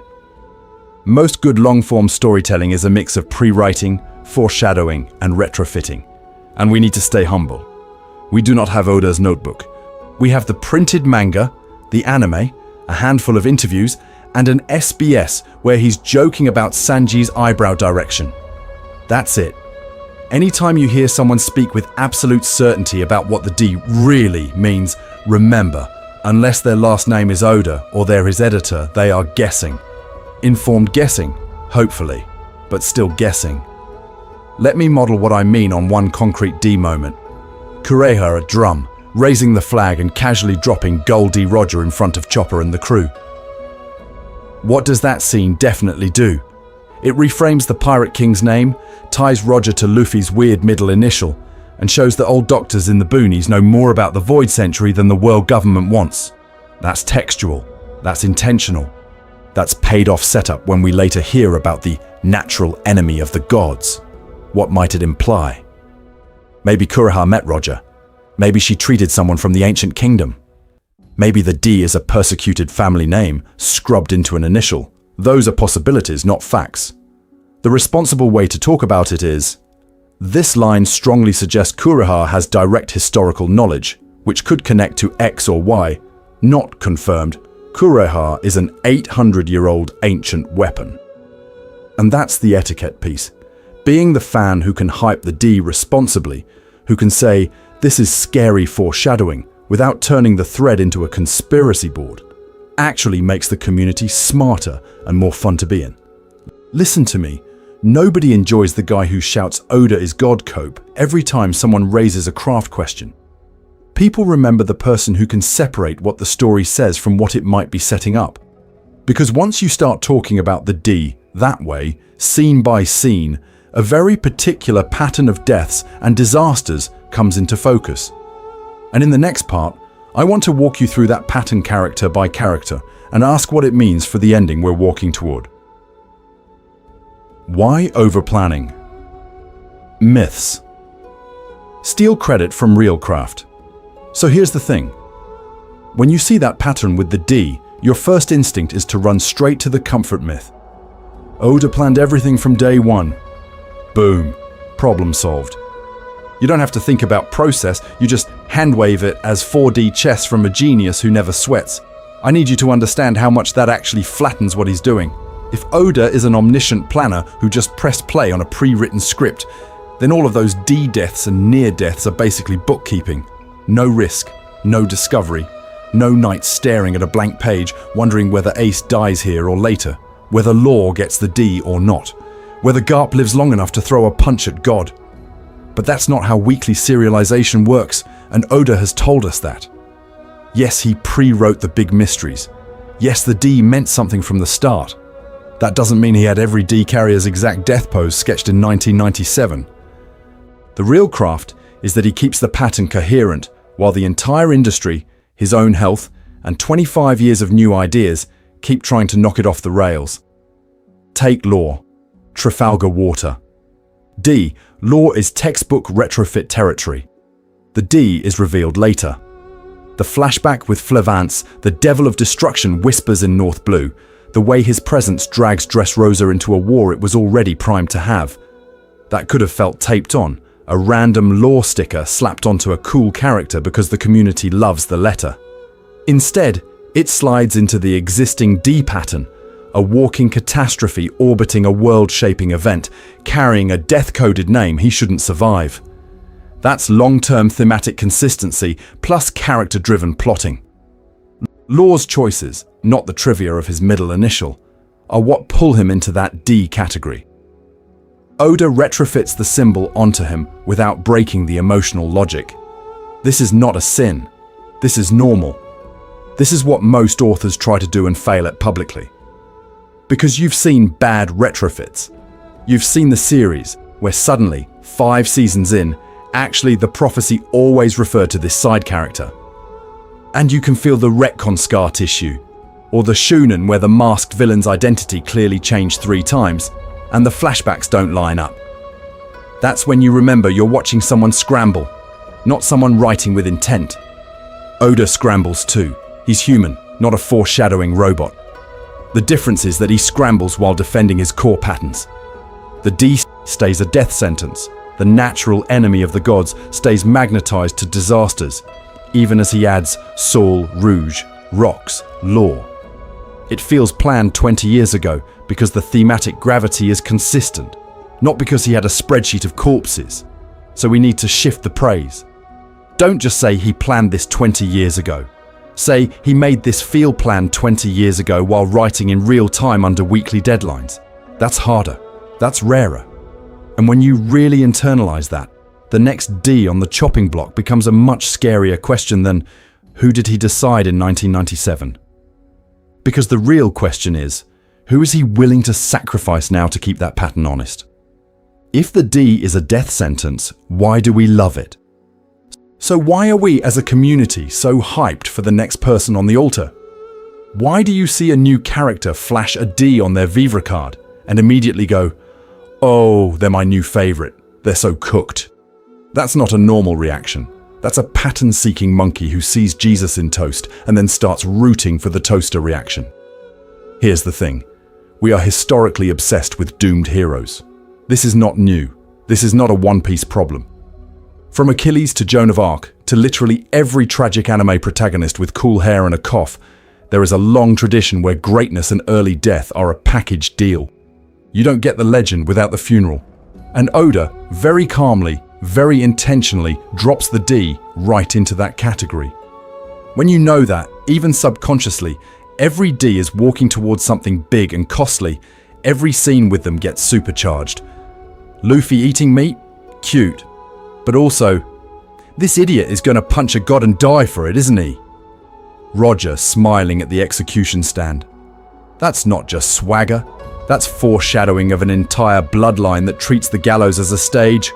Law casually dropping that the D are devils of destruction in North Blue. That one line retroactively turns his every move into a countdown.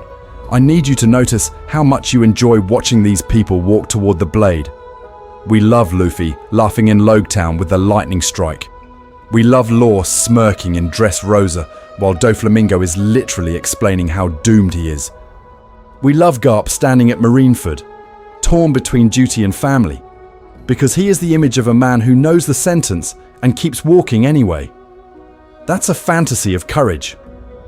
Most of us are terrified of real-world consequences. Watching D carriers is the safe version of doing the bravest, stupidest thing imaginable and accepting the cost. And then there's Ace. We need to sit with Ace for a second, because the community doesn't just mourn Ace. We aestheticize him. The fire, the smile, the final thank you. You watch Marineford and you can feel Oda composing a beautiful death in real time. There is something deeply messed up about how satisfying that feels narratively. This is not a sin. This is normal for storytelling. But the D turns that whole impulse into a neat symbol you can print on merch. Listen to me. The D works because it's both terrifying and aspirational. It is a death sentence, yes, but it's a very specific one. It doesn't say, you will die pointless. It says, you will die, but your will change the world. And that is a story we cannot stop coming back to. The problem is, if that's the contract, then every new D Oda introduces isn't just a cool mystery, it's a liability, it's a promise he has to pay off. Which raises an uglier question. What happens if he ever breaks it? Predicting the final D payoff without LARPing as Oda. So if breaking that contract is the ugliest option, we need to ask the less dramatic, more annoying question. What does honoring it actually look like? Not in a I solved the D, everyone clap for my galaxy brain thread way. In a boring framework way that respects what the author has already committed to on paper. Here's the thing. Some parts of the D mystery are basically non-negotiable at this point. The D is entangled with the Void Century, the Ancient Kingdom, and that natural enemy of the gods label. That's not fanon, that's in text. Every time we zoom out, O'Hara, Robin's flashback, Clover's almost speech, we're told there was a kingdom that opposed the ancestors of the celestial dragons. Every time a D hits the stage, Roger, Luffy, Teach, Law, you get gravitational pull toward that buried conflict. The pattern is that the D marks people whose lives will intersect with that war, whether they want it or not. But inside that, the categories are still wide open. Is the D a bloodline? Are these literal descendants of the ancient kingdom in the boring genetic sense? Is it an ideology? A set of beliefs and choices you inherit? The way Saul in O'Hara acts D as hell without the initial ever being written on screen? Is it a title? Something granted or adopted, which would explain why characters as different as Garp and Teach still trip the same narrative landmines? Or is it some cursed Venn diagram of all three? The community keeps arguing because the text is teasing all of those readings at once. Even natural enemy of the gods has range. Is that metaphorical? Enemy of oppressive power structures? Or is Oda going full mythology and saying the sea, the world itself, has a grudge against the sky people and their fake divinity? What actually happened to the original D people 800 years ago? Were they wiped out, scattered, or did they intentionally become a will instead of a nation, precisely so they couldn't be erased again? Now listen to me. This is where the foreshadowing / pre-writing / retrofit framework actually helps you not turn into a pattern-seeking monkey who sees Jesus in every panel border. Any final reveal has to satisfy 3 constraints. First, it has to pay off the long-term foreshadowing. Clover's speech, Roger's laughter at Laughtale, the way people react in horror when they hear the D-in-law's full name. Second, it has to align with the pre-written themes Oda has been hammering since East Blue: inherited will, freedom versus tyranny, the sea rejecting false gods. Third, it has to plausibly absorb retrofits, Law, Rox, Rouge, Saul, without breaking, so you can sketch a few high-level models without LARPing as Oda's editor. 1. The D are literal descendants of the ancient kingdom, scattered bloodlines whose children keep stumbling into history's main stage. 2. The D is a branded will, passed on intentionally. Roger to Luffy, Saul to Robin, maybe even through the Straw Hat itself. 3. The D are people chosen by the sea, by the dawn of the world, to be pressure points against the gods, which is why storms, currents, and giant whales keep conspiring around them. I need you to notice what all of those share. The exact law can wobble, the core pattern cannot. Whatever the explanation, it has to justify why D carriers keep dying on world-changing stages. That's the part Oda has already written in blood. If the final answer doesn't make that death sentence feel inevitable in retrospect, then all this foreshadowing collapses, which sets up the real nightmare scenario. What happens to the story if the contract technically isn't broken, but is bent until it almost snaps? What this changes about rereading One Piece. So when I say bent until it almost snaps, I need you to do something very specific with that. I need you to go back, not to YouTube theory videos, to the actual manga. And I need you to reread it with one stupid, horrifying filter turned on. The D is not a hype badge, it's a death flag. Here's the thing. Once you flip that switch, whole arcs stop being fun adventure stamps in Luffy's passport and start reading as staged executions the author keeps barely interrupting. Go to Logetown, that lightning bolt? On your first read, it's a cool miracle. On a reread, with the D as a death sentence, it's a public, ceremonial killing that got hacked by whatever force is backing the natural enemy of the gods.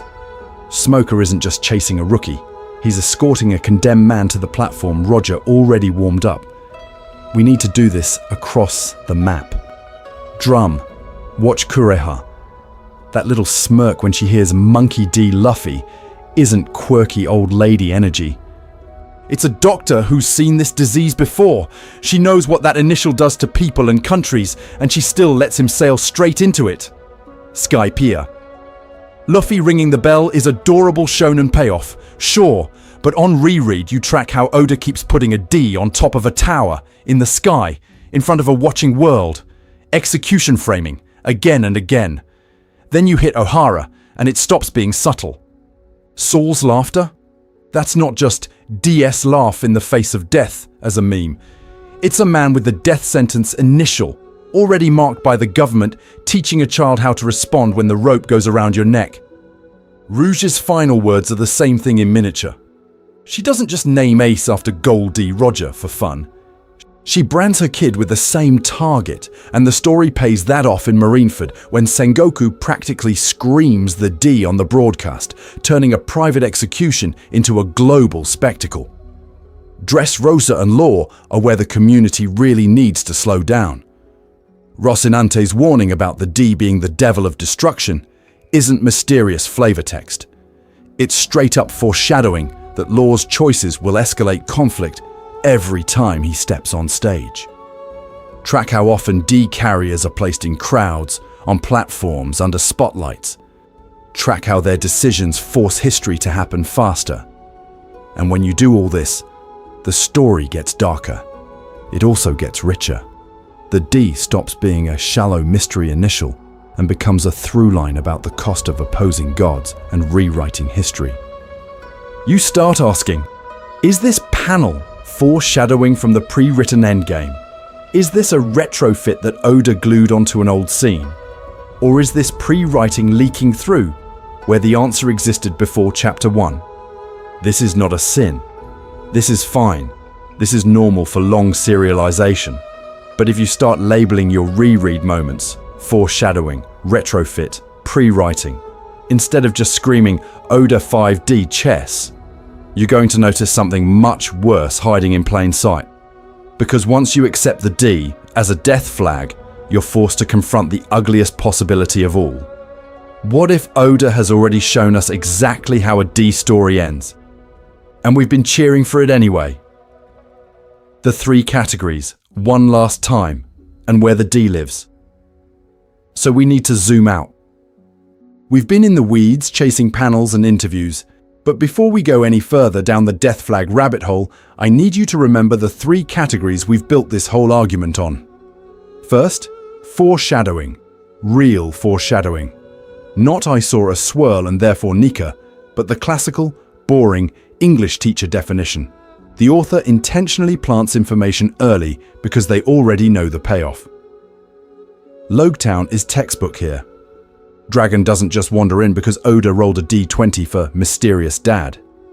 The storm, Smoker's shock, the way the execution platform mirrors Roger's, those are planned setups for the Pirate King's son and the D clashing with the so-called gods again. Same with Rosinante telling Law that people with D in their names are the natural enemy of the gods.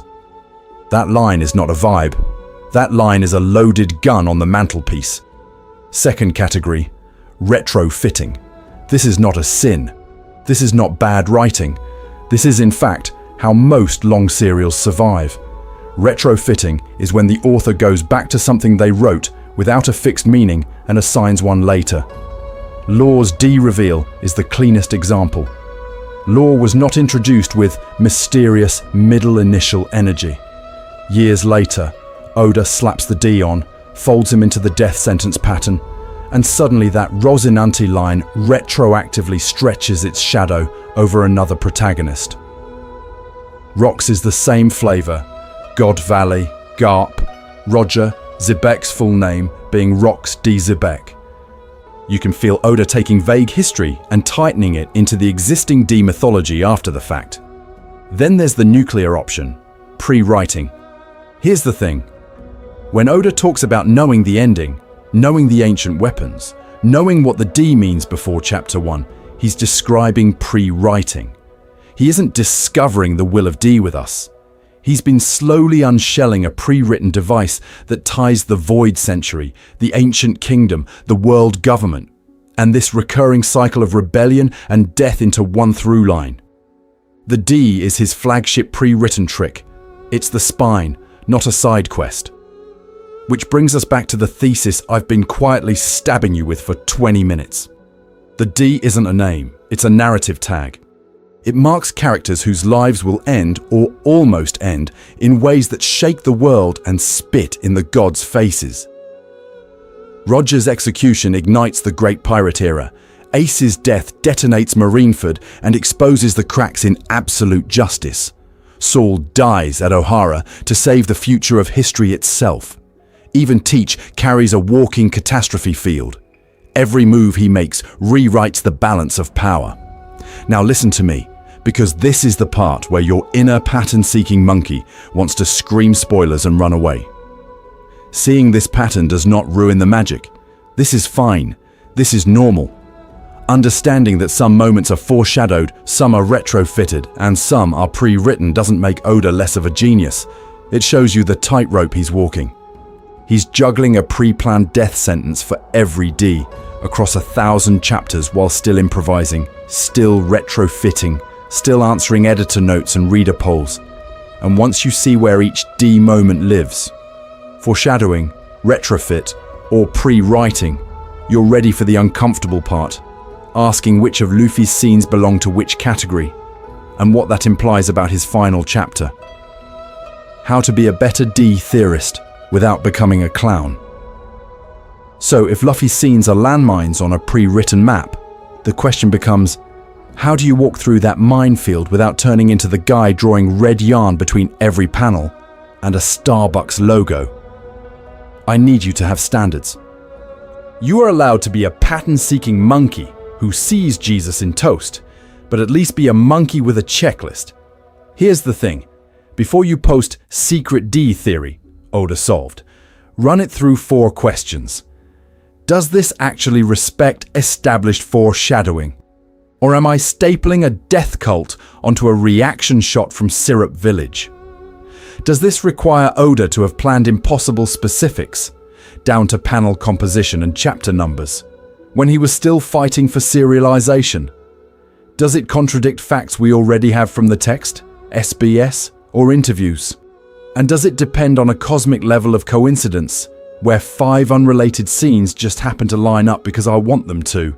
If you fail 2 of those, congratulations, you're not theorizing, you're fan-fixing. That doesn't mean stop. This is not a sin. This is fine. This is normal. The problem is, when we pretend vibes are evidence. If you're going to say, the D is definitely a hereditary execution brand from the ancient kingdom, I need you to bring panels. Bring Law's flashback where the D are called Devils of Destruction. Bring the Gorosei whispering about the D again at the Reverie. Bring Ace smiling at the scaffold in Logetown and Roger smiling at his own execution, and then talk about how that behavior clusters. Don't just say, it feels right in my soul. Your soul is not peer-reviewed. This is why I keep hammering the foreshadowing / retrofit / pre-writing categories. Use them as a framework, not a religion. When you propose a D theory, say, here's my best guess based on these panels that look pre-written, this speech that smells like foreshadowing, and this one scene that might be a retrofit if Oda decided to lean into the death sentence angle later. That tiny bit of humility, best guess, might be, saves you from having to delete your account when Oda drops a chapter that nukes your headcanon from orbit. And we need to stop turning D discourse into a cage match over who believes harder in Oda's 4D chess. You don't win points for saying he planned every heartbeat from chapter 1, and you don't win points for sneering that everything is coincidence. Use the categories to collaborate. Someone posts a theory. Don't just write peak foreshadowing or cope. Ask which parts are genuinely pre-written, which parts are plausible retrofits, and which parts are just thematic echoes we're over-reading because we're bored between chapters. If you treat this video as a toolkit instead of a gospel, you're future D. Theories get sharper, funnier, and way less embarrassing in hindsight. You get to be wrong in interesting, documented ways. And that sets us up for the real fun. Taking this framework and stress testing the single scariest implication of all. What a death sentence D actually means for Luffy's ending, and whether Oda has already told us how he dies. The D isn't a name, it's a warning label. Now what? So where does that leave us? We've spent 2 hours peeling this thing apart, so I need you to walk away with something sharper than, wow, D is cool and mysterious. Here's the thing. The D is not a cool middle initial. It's not a gamer tag. It's a giant neon warning label that says, this person will not go quietly. Their life and death will drag the gods down with them. That's the thesis. That's the difference. When you see Monkey D. Luffy, Gol D. Roger, Trafalgar D., Waterloo, Portgas D., Ace, you are not just meeting protagonists and fan favorites, you're meeting walking fault lines. You're meeting people the story has already condemned to either die spectacularly or survive in a way that rewrites the entire world order. There is no they retire and open a bar ending on the table here. And yeah, that makes loving them harder. It makes every goofy Luffy smile, every Ace flashback, every Law panic attack in Dressrosa feel heavier, because you're aware of the guillotine hanging over their heads. You know Marineford isn't an accident. It's the system cashing the check written the moment Rouge decided to carry that name. You know O'Hara isn't just a tragedy. It's the world government trying and failing to erase Jaguar D. Saul's existence. That hurts more. But it also makes the affection richer, because you're not pretending the bill isn't coming due. From a writing perspective, this is insane behavior. Any other author would have turned the D into pure hype bait or pure lore dump years ago. Oda threads the needle. He keeps it mysterious enough that the community can argue, mythic enough that natural enemy of the gods sounds biblical, political enough that reverie and God Valley matter, and still personal enough that it's just a letter on a gravestone that makes Garp cry. All at once, for decades, without collapsing under its own foreshadowing. So what do we do with that? We need to treat this framework as a tool, not a prophecy. I need you to go back to Logue Town, to Skypiea, to Eni's Lobby, to Dressrosa, to the Reverie chapters, and actually label what you're seeing. Is this panel true foreshadowing of the death sentence pattern? Is this a retrofit where Oda tightened the screws? Is this pre-writing finally surfacing? Instead of just quote tweeting a spread with peak and moving on, force yourself to put it in a category and defend it. This is not a sin. Being wrong is not a sin. Mislabel something, argue in the comments, change your mind 6 months later when a new chapter drops. This is fine, this is normal. The point is to engage with the story as intentional writing, not as a magic trick that just happens to emotionally devastate you on schedule. And if you've made it through 2 hours of me yelling about a single letter, listen to me. You're probably carrying a dangerous will of your own. Pattern seeking, note-taking, arguing with strangers over fictional genealogy, that's D behavior. So rewatch, reread, bring your theories, bring your salt, and I'll see you and your highly suspicious middle initial in the next deep dive.